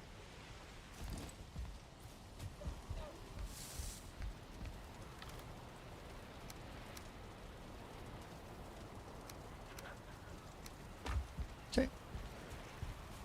I want to use the... Here, let me build a ladder so I can actually get up there. Up there should be good. Okay. So I used the 45-degree corner piece, like so. Now these can be a little fiddly to put in. And there, you see, it has more or less connected those two together. And then what you do with these is you sort of follow them up in a diagonal pattern. So that's going to connect there. That's the second height, and then that's going to connect there, and that's the full height of it. Then you fill this in with straight roof pieces, like so. There, you've got the roof valley. You pretty much do the same thing on the other side.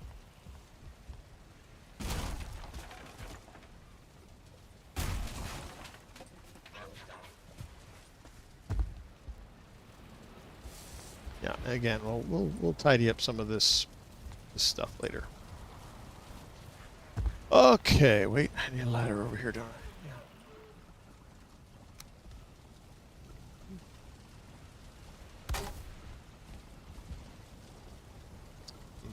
Yeah. No. So, the valley piece in there, and I have to twist it around so that it's facing the right way. There we go. Get that piece. Yep. Then that one. Yep. And fill it in.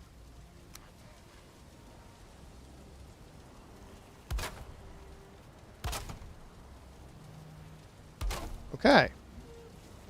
Now we have a complete roof. Let's see what it looks like from over here. Yeah. Yeah, it looks good. Looks very intentional, which it was. Now, of course, we don't really need these roof sections here because it's all covered by this other section of roof. So I can take this all out, and then, if you look at it from the inside, we have a nice, clean roof section. It also means, however, that some of that core wood support got taken away. Did anything fall down? Apparently not. So, obviously, these pieces are no longer doing anything useful. And we're eventually not going to have a wall here at all. It's just going to be an open space. But what to do about these bits of core wood? Do we keep them there and maybe send them up to the roof to provide support?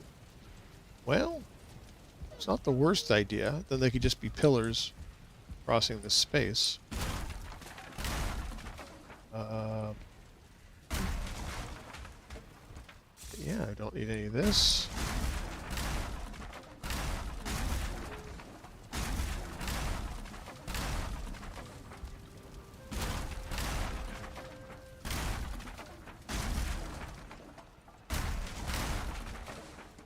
Once again, I'm being very careful about taking out these wall pieces because they are holding up the storage. Just pointing at these little base plates that are very hard to see under there. Leave the walls behind. Take out that. So...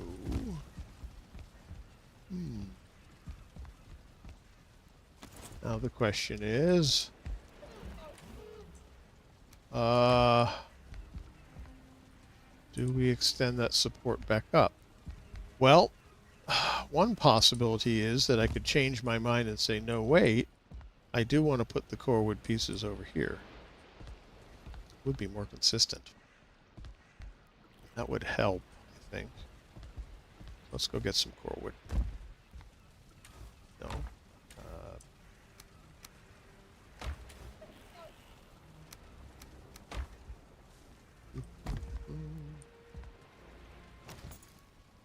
Now I'm just going to hope this won't fall down while I do this quickly.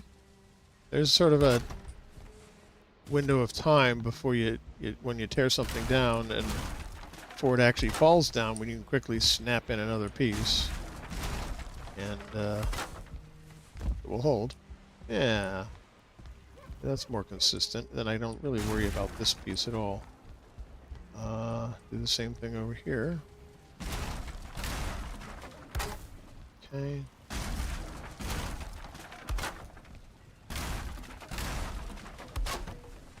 All right. Then that's going up to the roof, and it's also going up there and providing all the support we need. So, shouldn't need that, or that, or that, because they aren't doing anything. Do I want the support here at the end? Why, sure I do.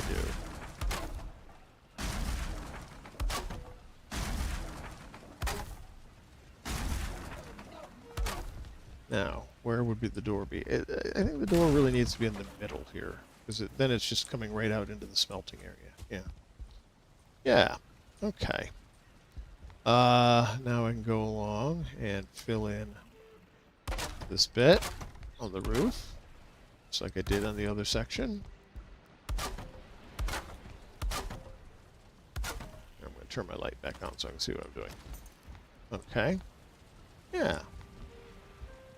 Yeah, okay. Ooh. Right? Let's see how this corner looks. Actually, that looks quite good. See how those two pieces come together there? Yeah. Alright. And still the roof is not falling down. So, wonderful. And there, you see, now we have an even larger space in which to build. So we can allocate a huge space to each of the different workbenches.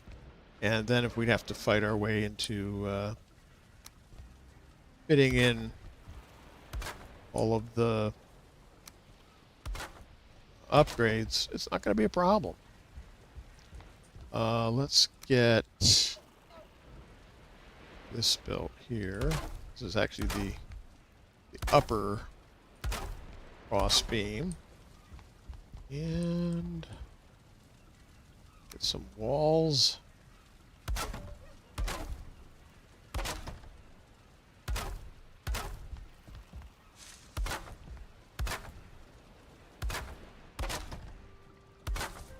Like that. Pull that in.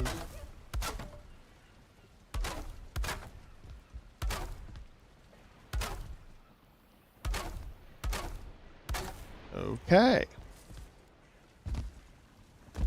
Yep. Got to get all that moved around. We're basically going to swap this. We're going to put all the workbenches over to this side over here and all the storage over this side here. So that's going to be a big job. And I may do that off stream because it really is a huge job. And kind of tedious, frankly. Okay. Let's see if we left any pieces of wood lying about on the roof. Don't see anything there. Looks okay. Yeah. Yeah. It's amazing. You do this work and you suddenly have a larger space and a much more established building. It really feels like a hall now. Proper hall. Gotta get some decoration in these gable ends. It's a little too bare the way it is. It's something. I'm not sure what. I'll have to play with it. I might do some sort of angled sculptural elements with the core wood beams. They kind of are really good looking when you do that. We'll see about the actual gable ends themselves. We'll probably put some trim on that. Yeah.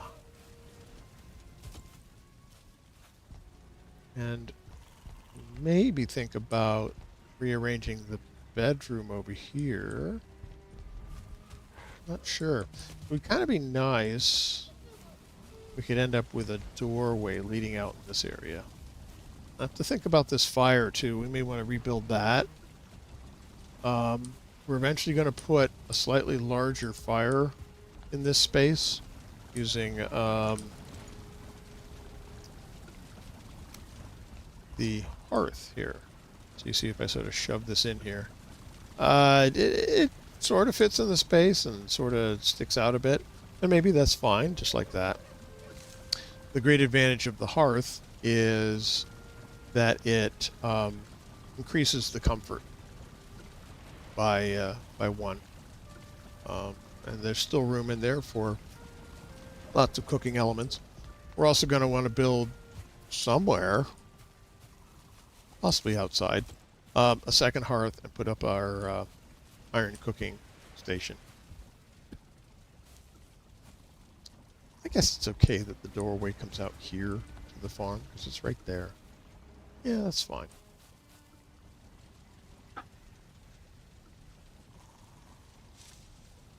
Maybe all I really need to do is move the location of the farming storage chest, maybe down to this corner. I don't know. And that, therefore, I won't feel like I have to come out this door to go and do the farming. And that way, this door can be mostly for run out here and get on the wall for defense. Hey. Hello. Oh, that looked like it hurt. Yeah.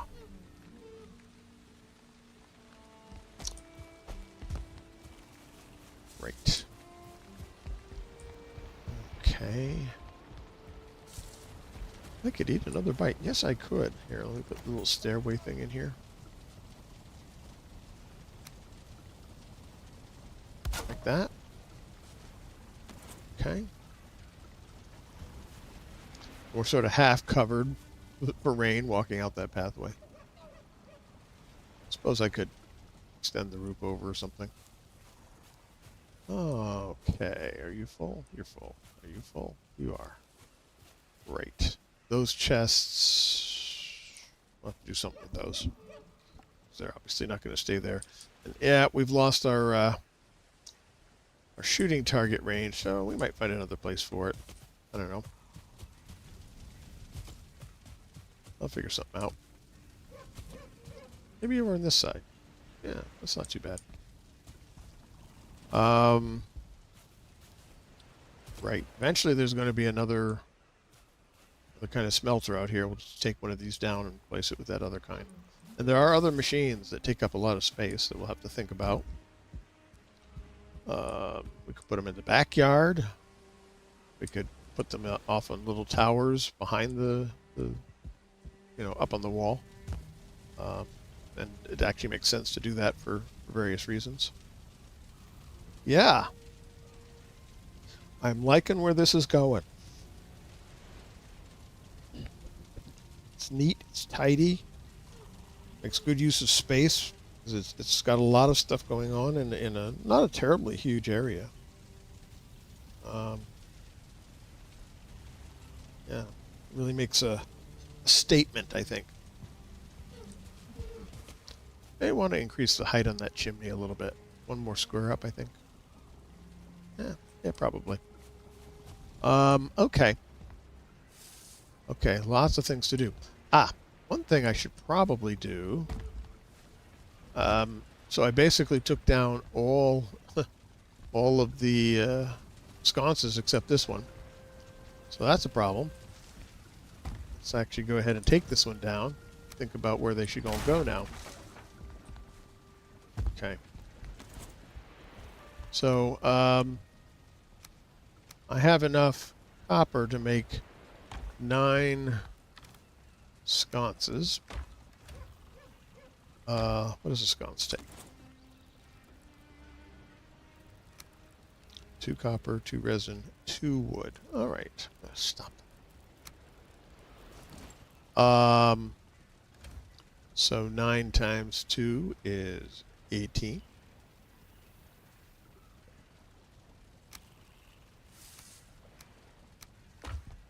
And I should have 18 of that. And then I'll just take a bundle of that.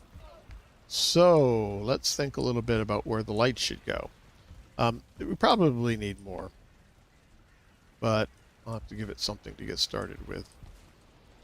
So let's get one in here. Be up that way. Yeah, that will sort of light this whole side of things.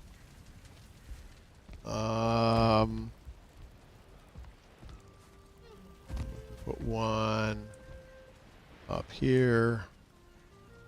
That'll light this end of things.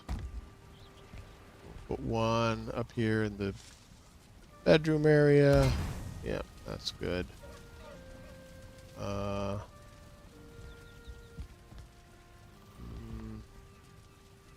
up here by the portals. I'm trying to put it behind there. Yeah. Okay, roughly like that.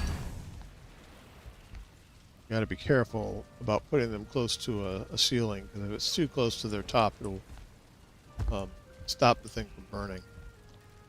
So yeah, that kind of lights up that end. What do I have left? 5 more.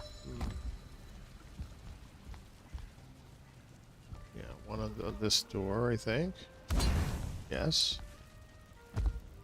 And this door's location isn't fixed, but let's do one maybe right here. I'll light that side of things. I'll do one over here. Yes, I could eat another bite. Okay, and then finally... No, I've got 2 more. Okay. I'll put one here. I think. Yeah. And maybe one here. Okay. Probably move these. This will give me plenty of light to work by as I continue here. Definitely going to need to go get more copper. For many reasons.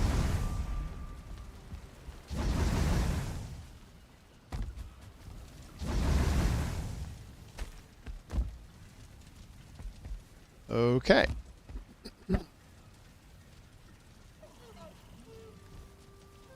Super.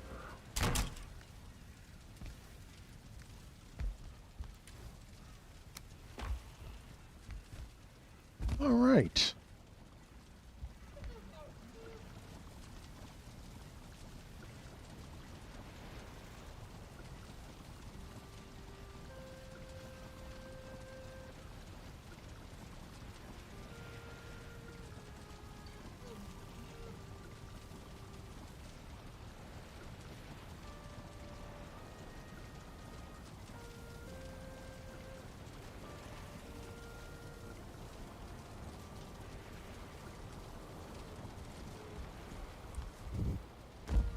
Yeah, now we can see how it looks in a sort of a dim light of a storm, and that's not too bad. It's lighting up in here for me to continue this work. But what I'd really like to do now is start filling in some of my gaps. So I want to get some copper. I need to get swamp items for food, so that's entrails and blood bags.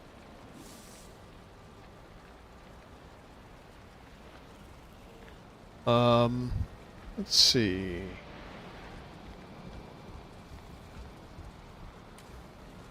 I could use some more Surtling cores.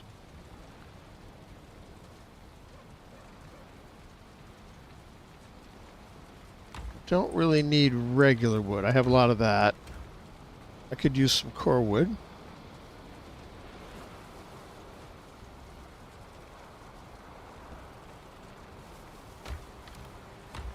Hmm.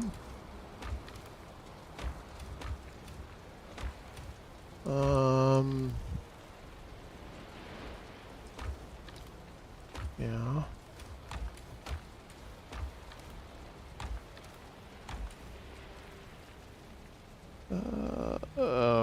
Okay.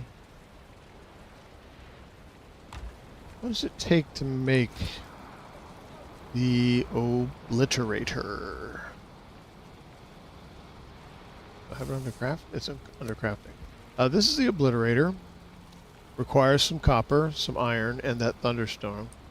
And this is a device that will destroy unwanted items, but not just destroy them.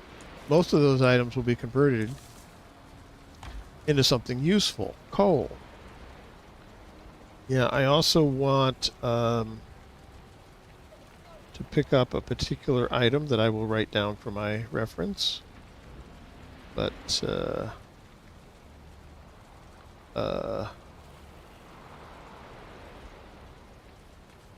won't say, because it's kind of a surprise. Okay, let's see. Oops, stop that. Okay. I'm also thinking about the next boss,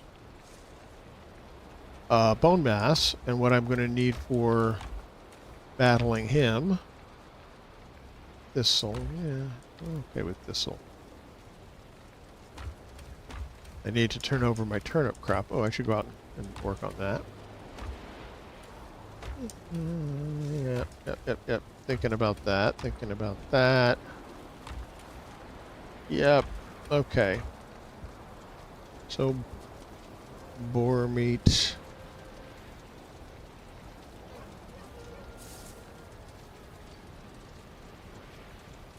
Turnips.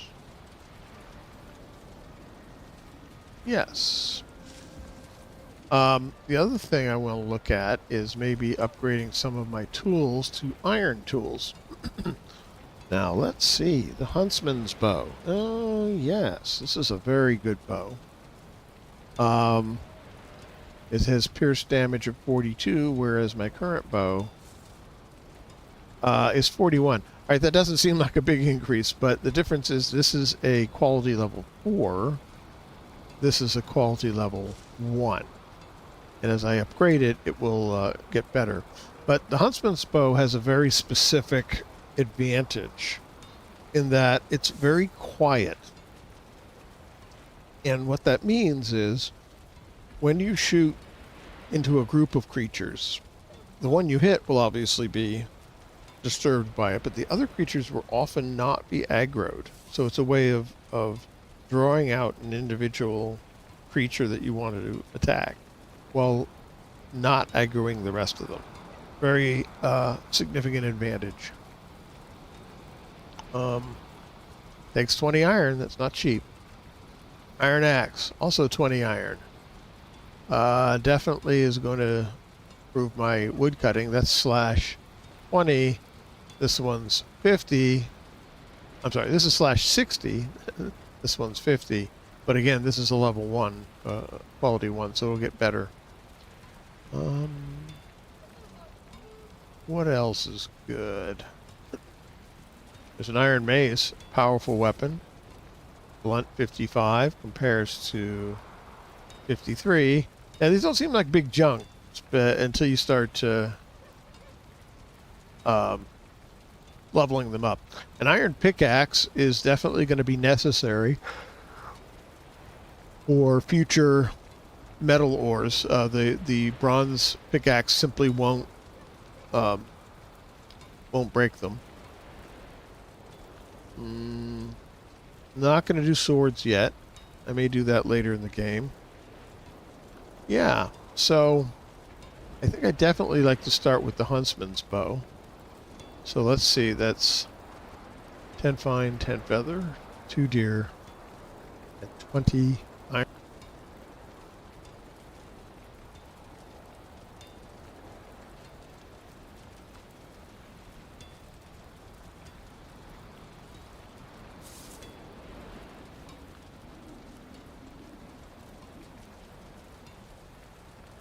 Okay. So.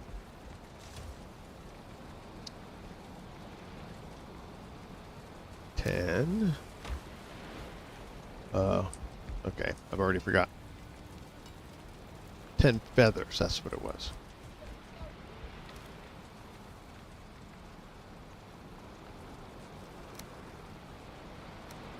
What? Did I not pick up the fine wood? I guess I didn't. You know what? I'm just going to grab the whole stack. And we'll probably do some upgrading along the... Oh, stop that.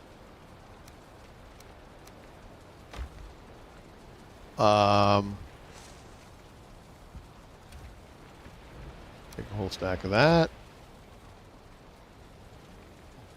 I know that... Oh, it was deer hide. That was it. Deer hide. I don't know if it requires any further deer hide. Let's see if this will do. Okay. So let's craft a huntsman's bow. Great. Now let's upgrade it. It does take some more deer hide. Alright. Great. Can we upgrade it again? Yeah, we could. And we need another 20 iron and 4 deer hide. Alright. Yep. These iron tools get real expensive real fast.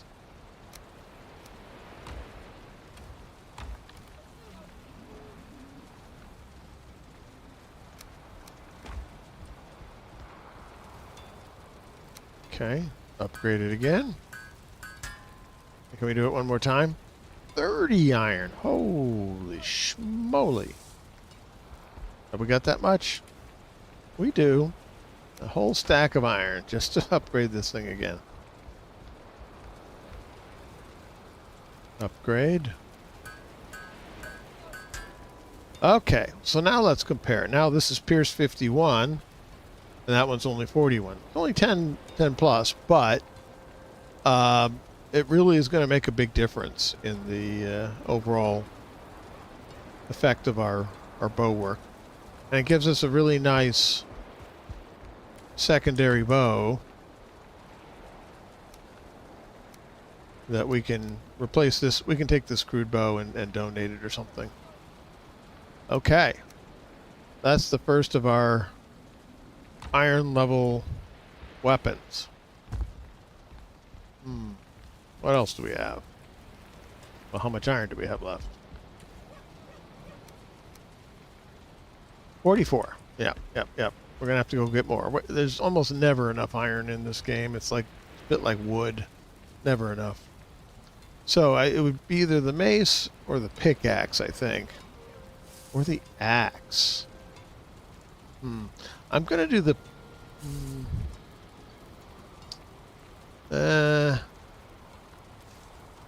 gonna do the... I think I'm gonna do the mace first, because that's a weapon we're gonna need potentially in the battle against bone mass. So let's get that done. Before we do that, there's another one I want to upgrade here. Let's see. Upgrade stag breaker. Oh, we still need that level 5 bench, don't we? Oh dear, oh dear, oh dear. Yes. I knew there was a reason I hadn't updated it. Okay. So, yeah, let's do the iron mace next. So we need 24 wood and 3 scraps. So let's put the feathers away, put the deer hide away, get out a stack of that, the fine wood away, get some regular wood, and stack of iron. You're carrying too much. Yeah. So let's craft an iron mace. And then an upgrade to it will take 10 iron. Ooh, and the next upgrade to it will take 20 iron. Do we have 20 iron? We do not. Okay. So, for the moment, I think that's as far as we can go with our iron weapons. Again, we'll retire the mace, and it should have a lot more damage now. That's blunt 61, and that one's 53. Yeah, that's a pretty good increase. Weapons. Yeah. Put that one over. Oops. That one over here. Donate. Okay. So we're moving further into the Iron Age. The other thing we're going to need to work on is our armor. Armor is what really good for the Black Forest, but it's a lot weaker in the swamp. What I'd like to do is switch to what I consider to be the next logical armor, which is root armor. And that requires that we slay quite a few of a certain swamp creature that we haven't seen on my stream yet, although I'm sure there's been plenty of them in the world. It's discovered. We may go through the Bog Witch location and look around there. I was told there's quite a few of them in that area, so we'll have a look. In fact, that might be quite an exciting way to finish off our stream today. Yeah, I'm really liking that roof. That looks so good like that. Yeah. Yep. Okay, so we've got our portals to get to the Bog Witch. We're going to want to go through the to the portal hub.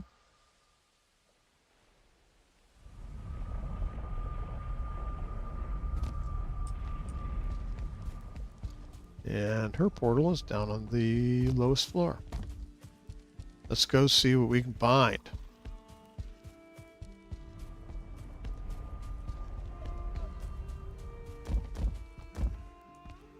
Okay. Bog Witch, here we are.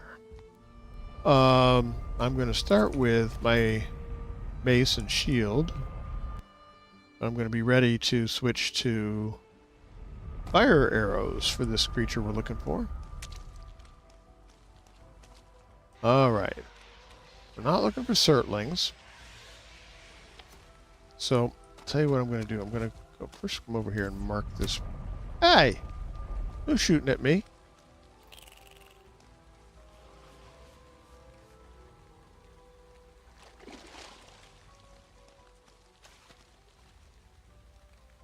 Who was shooting at me? Oh, there you are. Oh, okay.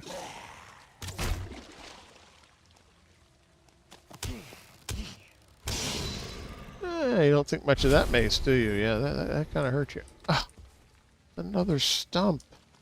People. Oh, no, wrong weapon. Okay. Anyway, I was going to mark where this portal was because it wasn't immediately obvious. Although it's quite close to the Bog Witch, but in fact, it's so close to her, I don't know if I'm going to bother marking it. Well, let's see.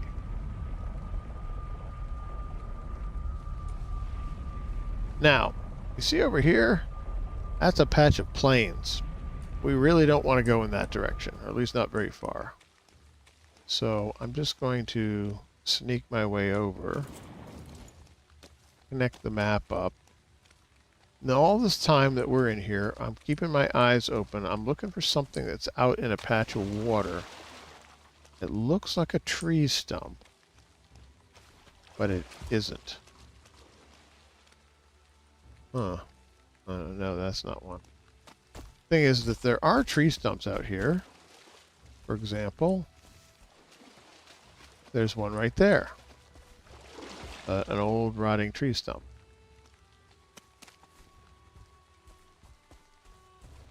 That's not what we want, though. Ooh. Here's something we're hunting for. Oh, goodness, I did it again. I did it again. Got it. I came to the swamp with no poison resistance meat. That's gonna get me killed.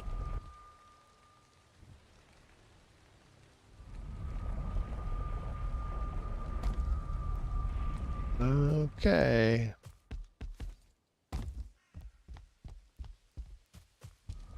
Also get some health and stamina meads too. Here, put these away. It's slowing me down.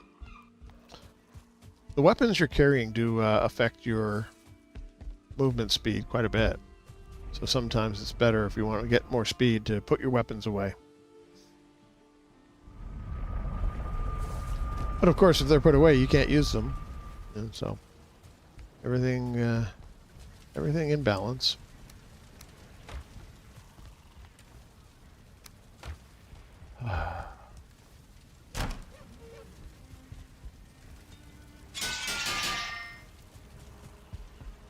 All right.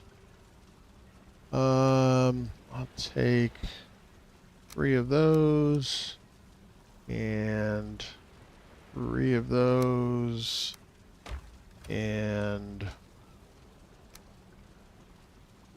I'm going to go with 6 of these. Yeah. Nope. I'm going to go with a full stack of those.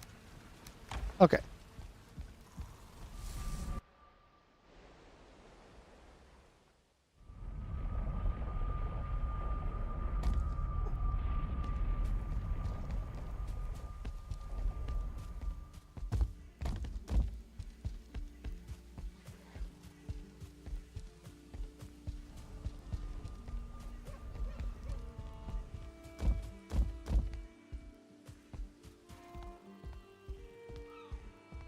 Okay, here we go.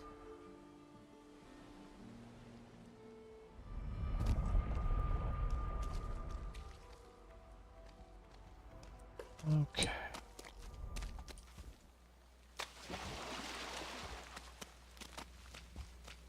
Now, let's actually take one of those. So we have poison resistance on us. Oh, there's a body pile over there. Could maybe take that on. There's the Surtling plume. I can't tell if that one's been dug out or not. What you can do with those Surtling plumes, the Surtlings are creatures of fire, is you dig them out. Oh, stop that. Until the whole area around the plume is underwater. It doesn't have to be deeply underwater. Just an inch or two is enough. And then when the Surtlings come out, they immediately die in the water because they don't get along with water being made of fire. Okay, take these body piles out.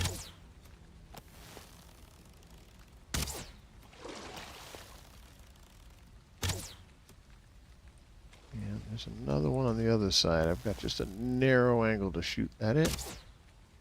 Did I hit it? It looks like I did. Oh yeah, I'm hitting it.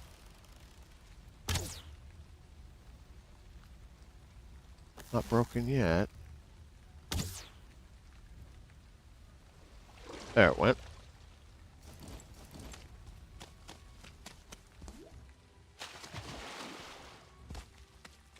And those Surtlings, they will spawn about once every 5 minutes. Oh, look at that. Some money. That's good. And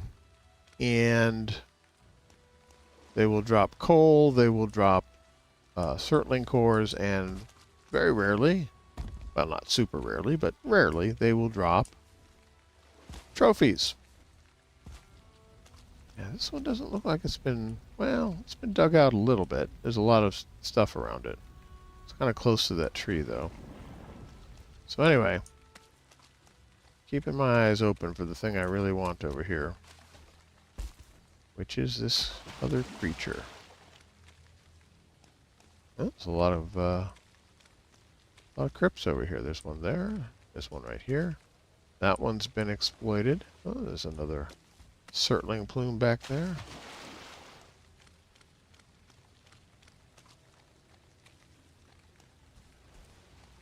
Right. Now, sometimes you can spot these creatures before you get upon them. Unfortunately, all too often, they just surprise you. So you gotta be ready. Oh, here comes a skelly.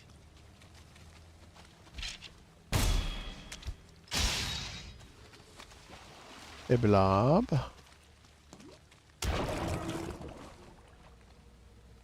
Keeping my eyes open as I work my way through here.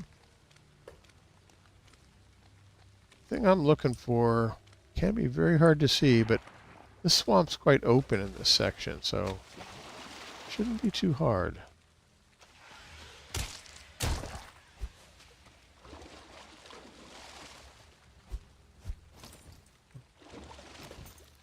Yeah.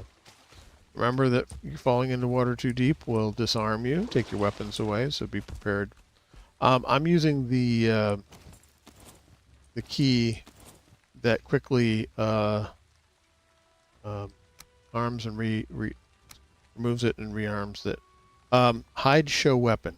I have all my keys remapped, so that is not the standard key for that. I think it might be R. I'm not sure. Anyway, by pressing that one key, you can hide your weapons, which really means you sheathe them onto your back and then bring them back out again in one action, which can be really handy when you plunge into some water and suddenly find yourself disarmed. Oh, more stumps being left behind. Oh my goodness, what are people doing?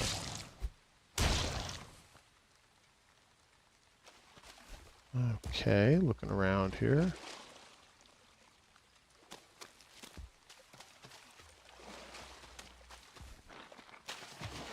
There's the skeleton coming to say hi. This one, they left a tree trunk lying there too. Wow, goodness. Although this sort of implies that they were fighting the creature that I'm looking for in this area, because quite often trees get broken during that fight, so maybe that's what happened. And maybe this is exactly what I'm looking for. Oh, here we go.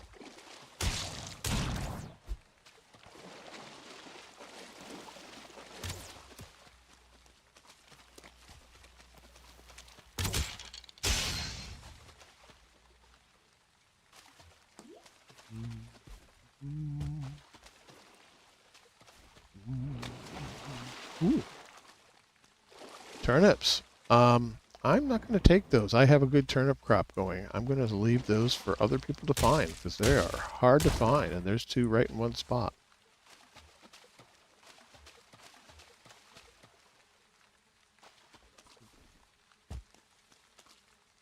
Hearing that buzzing sound. Sounds like bees. It's actually a body pile. Don't need you. Really don't need you. Don't really need you at this time. Gotta keep some slots open. I will take the thistle.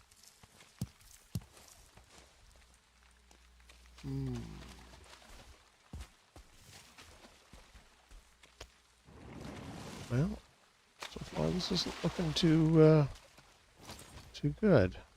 Getting over to the plains again on this side. It's not a very big patch of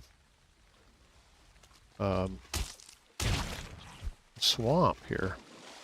Maybe I want to go back to my other swamp that I already discovered. I definitely want to stay far away from those plains over there.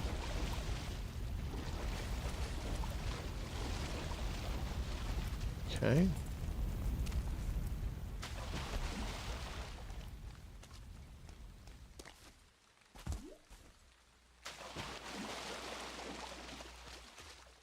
Another crypt.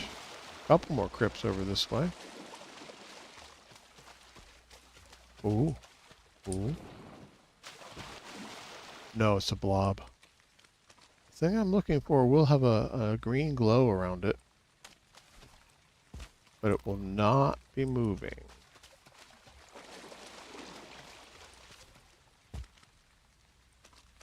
Wait. The script been emptied? Yes. Let me get up on top of this and see if I can see more. Well.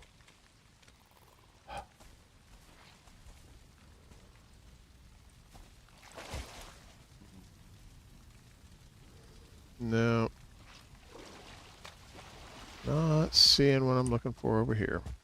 Hello. You have a star? No.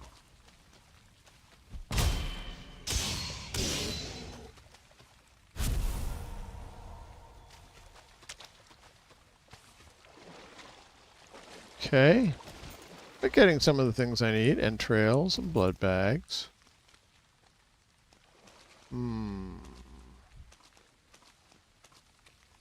Nope. Nope, nope, nope, nope. That the bog witch over there? That's the bog witch over there. Oh, hello. More leeches. Hello.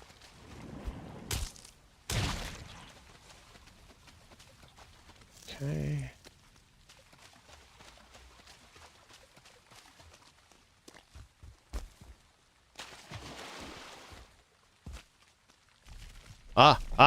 That's what I'm looking for. There it is. Okay. Oops, missed it. The abomination. Now, these guys hit very, very hard, but you can sort of hide from them if you get up on something like a tree or a crypt, and you can just shoot them. It's a little bit like fighting the bear in the earlier times before I could use my claws. They're very dangerous. I'm not really high enough here. I would be better off is on a crypt. The other problem with the abomination is they tend to run away. Rather like the bear. Dear. And I'm also hearing some fuelings over there, which sounds very, very dangerous to me. Gotta keep this guy on fire. Yep. Okay. Well, there's one trick I can use, which is to run into the bubble here, and boom, everybody loses track of me.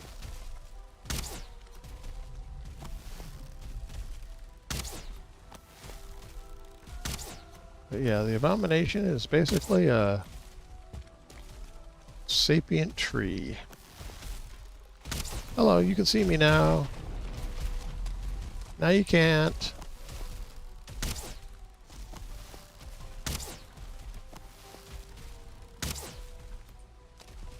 Here I am. Oh, there's a Draugr. Yep, best to take care of that.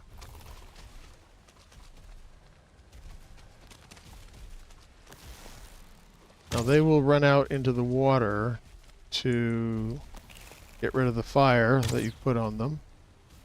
You see, he'll dip himself in the water and the fire will go out. Usually they do. Yep, there he goes.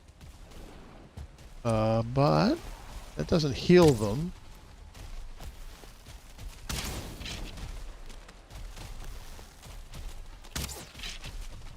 And there's this guy who's giving me trouble. Okay, Bog Witch over here. Okay. Dip into the Bog Witch, and yep, you lost me. Okay.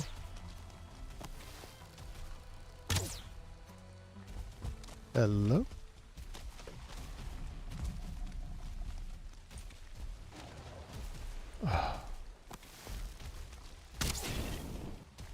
Didn't like that, did you? Okay.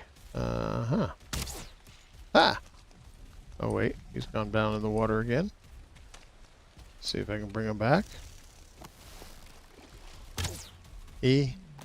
G. It. They. I don't know.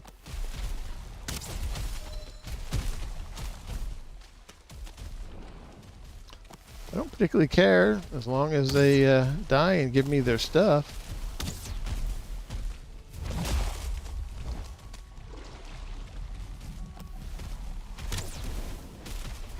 Keep you on fire. I don't feel rested. Yeah, I bet I don't.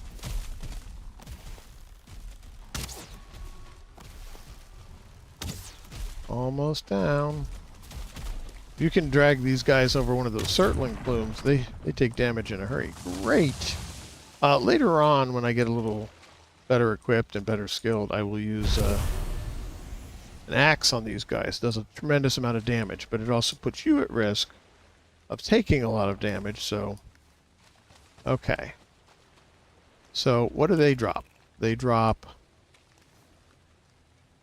root. This is the primary material we're looking for. We will make armor from. They also drop guck. That's the green stuff that you can get from the guck trees, like that one over there.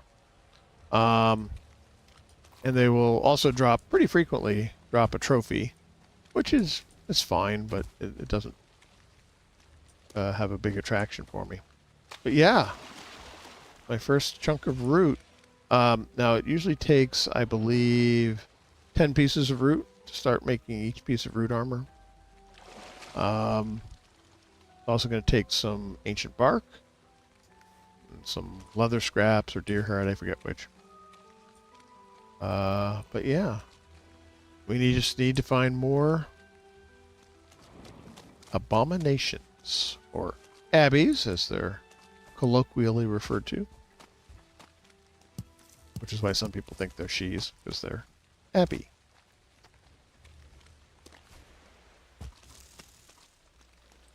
Alright. Switch to my other weapons. Have a look down this way. I should be more careful. I don't have rested state anymore. Ah, here we go. Okay. Now, let's see here. Oh, goodness. Yeah, no stamina. Well, here's what I can do. I can drink that. And wait for the skeleton, who can totally get up here. Then... here we go. If you can get up on top of one of the sunken crypts, that's a great place to fight an abomination. They really can't hit you up there, and you can shoot them. The main problem is that they just keep walking away. Hey! I'm doing the shooting here. You take off. Oh dear.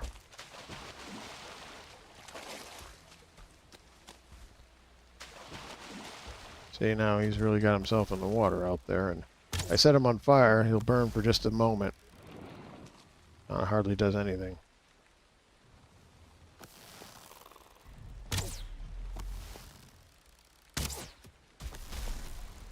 But he can see me here, and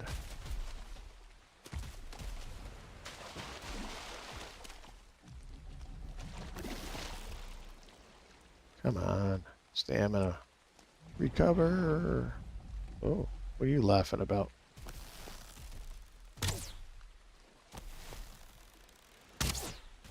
I'm right over here, setting you on fire. Maybe you want to come over here and do something about it.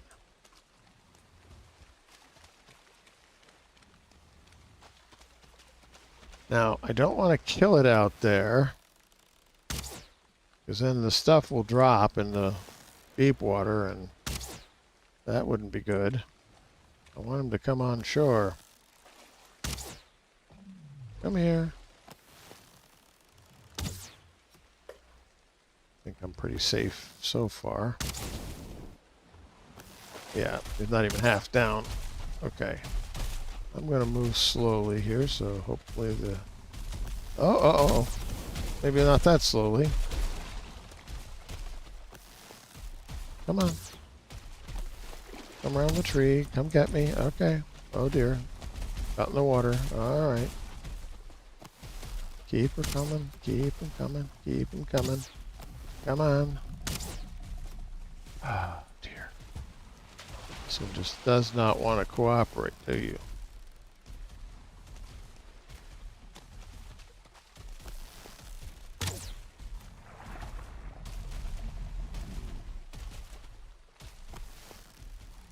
I can get you down almost dead. I might take out my axe. Risky, though.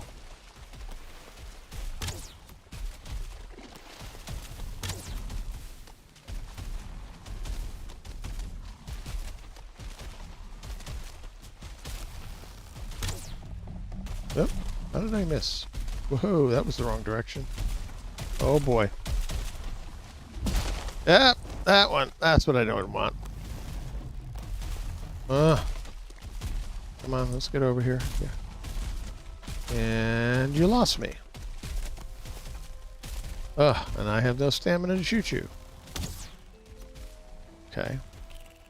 Well, you can see I'm here. I'm right here. What are you doing? Oh, you can't see me, huh?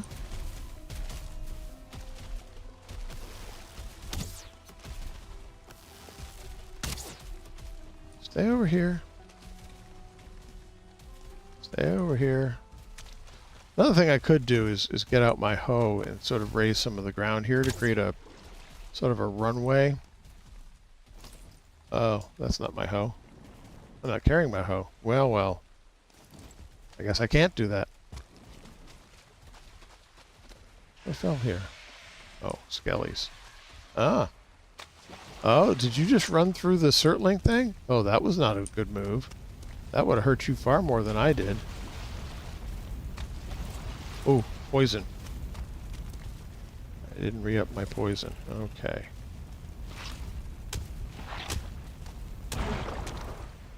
Okay, alright. How badly did that hurt you? Oh, you've lost track of me, eh? Yeah, okay. Now, that surprise shot really only applies to the piercing damage, so getting it on a abomination doesn't add from it. They're quite resistant to the pierce damage. Most of what I'm doing to him is fire damage here.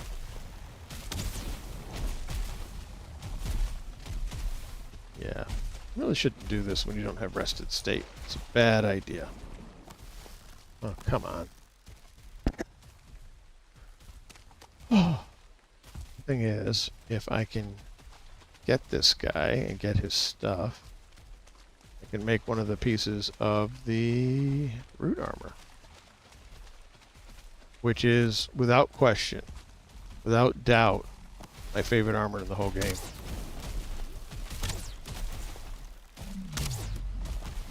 Not only does it look good and have lots of useful stats, but, well, it looks good. It has lots of useful stats. Oh! I ran out of that stack of fire arrows. Move it!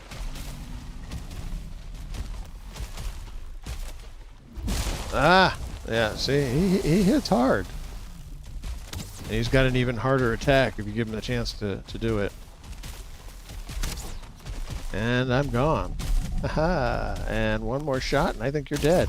Yes! Okay. Ooh. Oop, Draugr somewhere.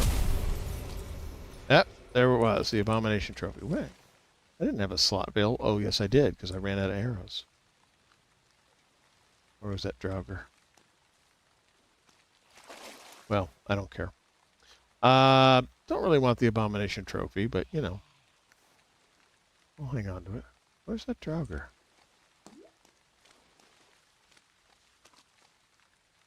Oh, how'd you get up there? How'd you get in here? I didn't think they could come inside the bubble. Come here. See, he can't even see me in here. He's just lost. I can shoot you.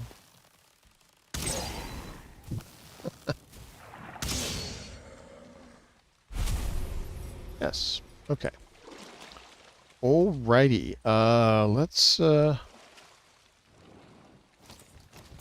grab this. And maybe we'll pay a visit over here to the Sturtling spawner.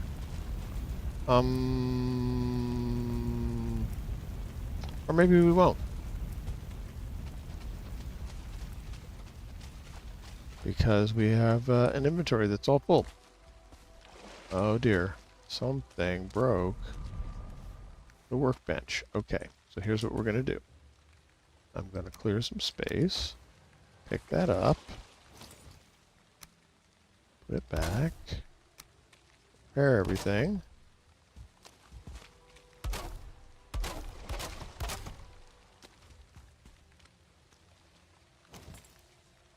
that up and step through.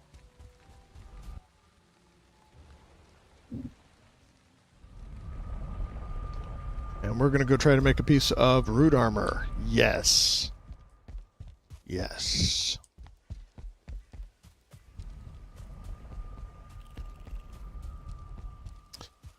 In more recent playthroughs, I've often kept the root armor all the way through the remainder of the swamp biome, all the way through the mountain biome, and into the early stages of the plains biome. Has such good stats. Okay. Well, let's put some stuff away. Some money.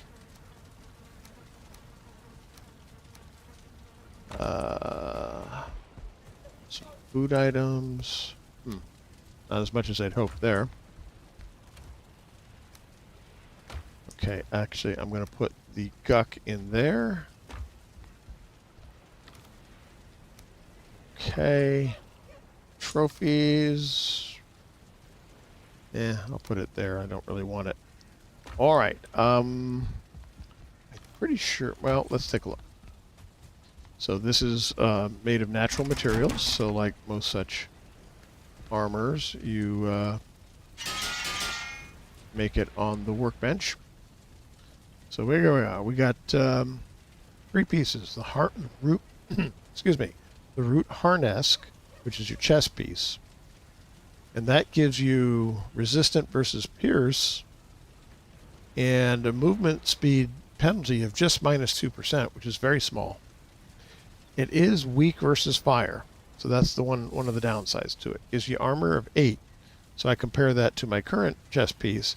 It's a little bit lower, but believe me, this is going to be advantageous when it all gets done.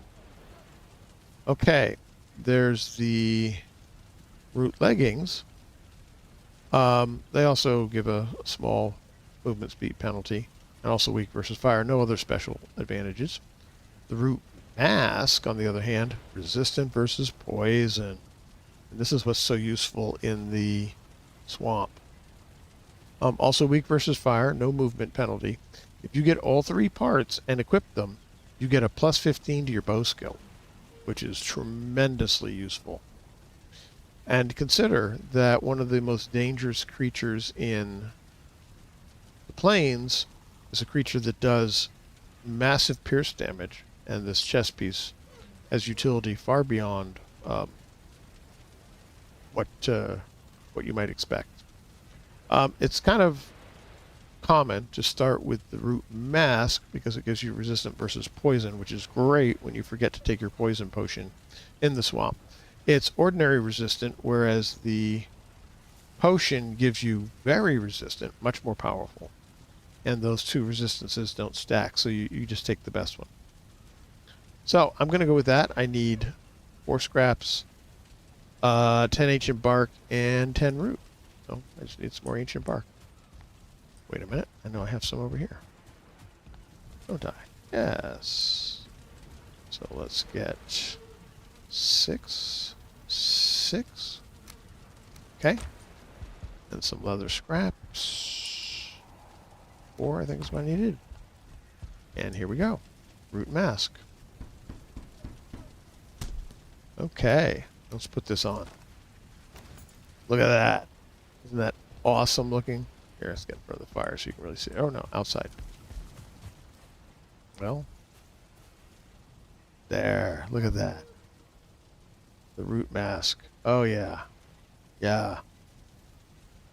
You become like a tree person yourself. It's outstanding. I love it. And now I'm resistant versus poison. Now, this did actually reduce my armor a little bit. You see that I'm 33 now. If I put the old thing back on, I'm 36. Okay. As I upgrade it, the armor will go up, and it will eventually end up being better than the bear armor. But, yeah, I'm happy to make that exchange. Here, I'll put some armor in there. We will eventually transfer the bear armor to my stand here, so we'll get to enjoy that for all eternity. Okay. So I just need to get a whole bunch more root. And upgrading this, what do I need? For the first upgrade, I just need 2 and some more ancient bark. Ancient bark's easy to get. Just cut down those trees. Yeah, so it's just a matter of battling a bunch of those abomination creatures. And I'm also going to try and get more iron. I'll definitely want to make my iron axe, which is quite an effective weapon against the abominations. And eventually that iron pickaxe. So, got quite a chain of things laid out that I'm going to be working on. Root armor, iron weapons, finishing up the reorganization of the base and putting everything in this new space. Yeah, got a lot to do. Here, I'm gonna harvest my crops, 'cause I need plenty of turnips.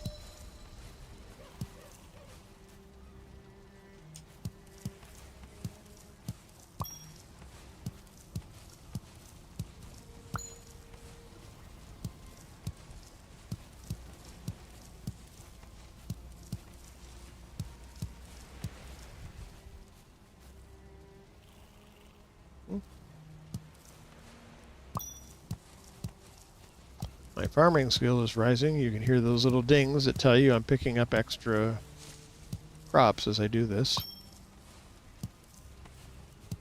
Well, for some reason I seem to be missing them with my reticule.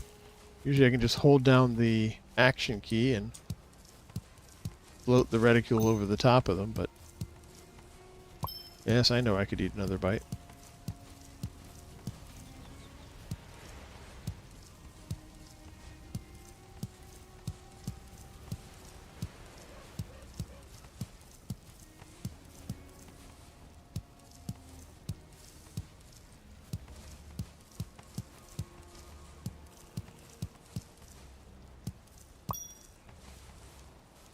Okay, should have more in here. All right, so I have about 100 seeds and around 200 turnips. Usually you do the 1/3 thing, so 1/3 of 200 is around 67. I'll take that, and I'll take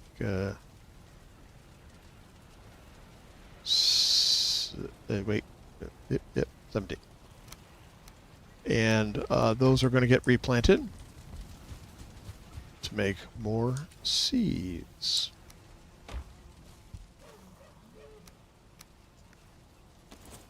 Okay.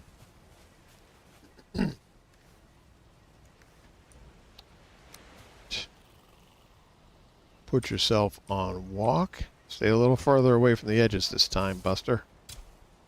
Okay.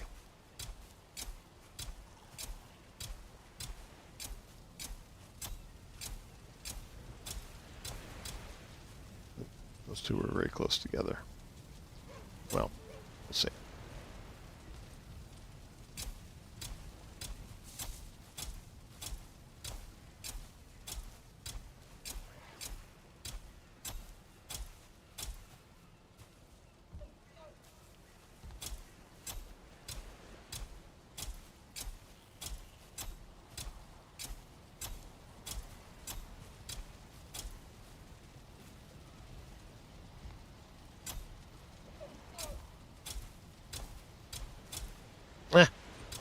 That was my finger twitching and I made two too close together. Trying to keep it at a very even rhythm, but sometimes my finger's a little tired from the combat and I sort of miss it. Okay, so that should make me around 200 seeds, and I will plant 100 seeds with turnips. Keep the crops going. Okay. Somebody threw a rock at me. Ow.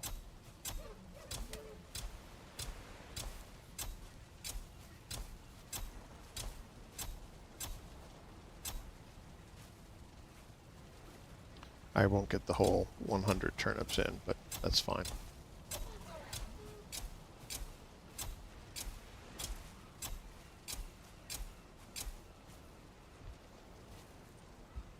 Okay, looks like 2 more rows.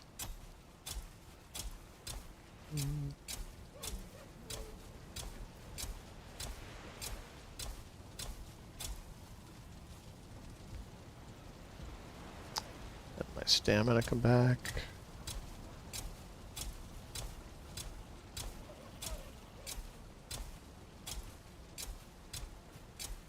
Okay.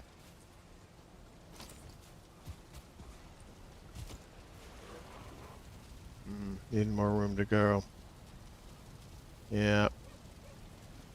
There are ways of that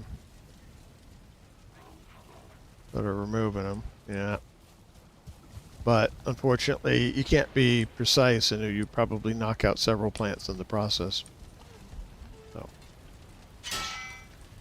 So, did say I was going to move this box, didn't I? I'll get to that. Okay. Reload my arrows. Eat some more food. Yeah, I'll have to cook a bunch more food too. Arrows, yes.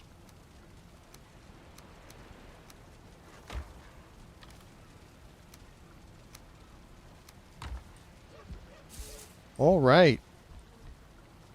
Looking good. Sitting down in my throne. Surveying my domain. Yes.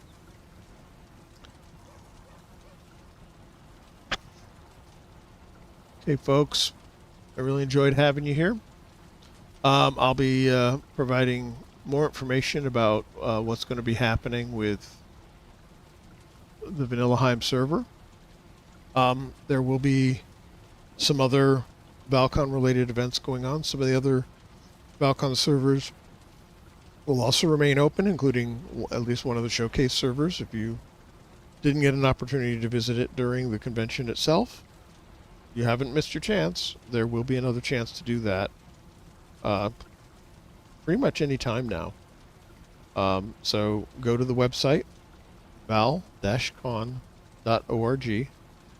and you can find information there that will help you to learn more about it.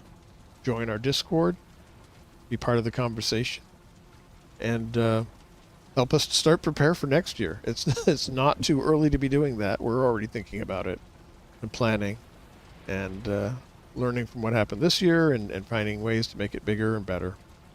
And we'd love your suggestions too.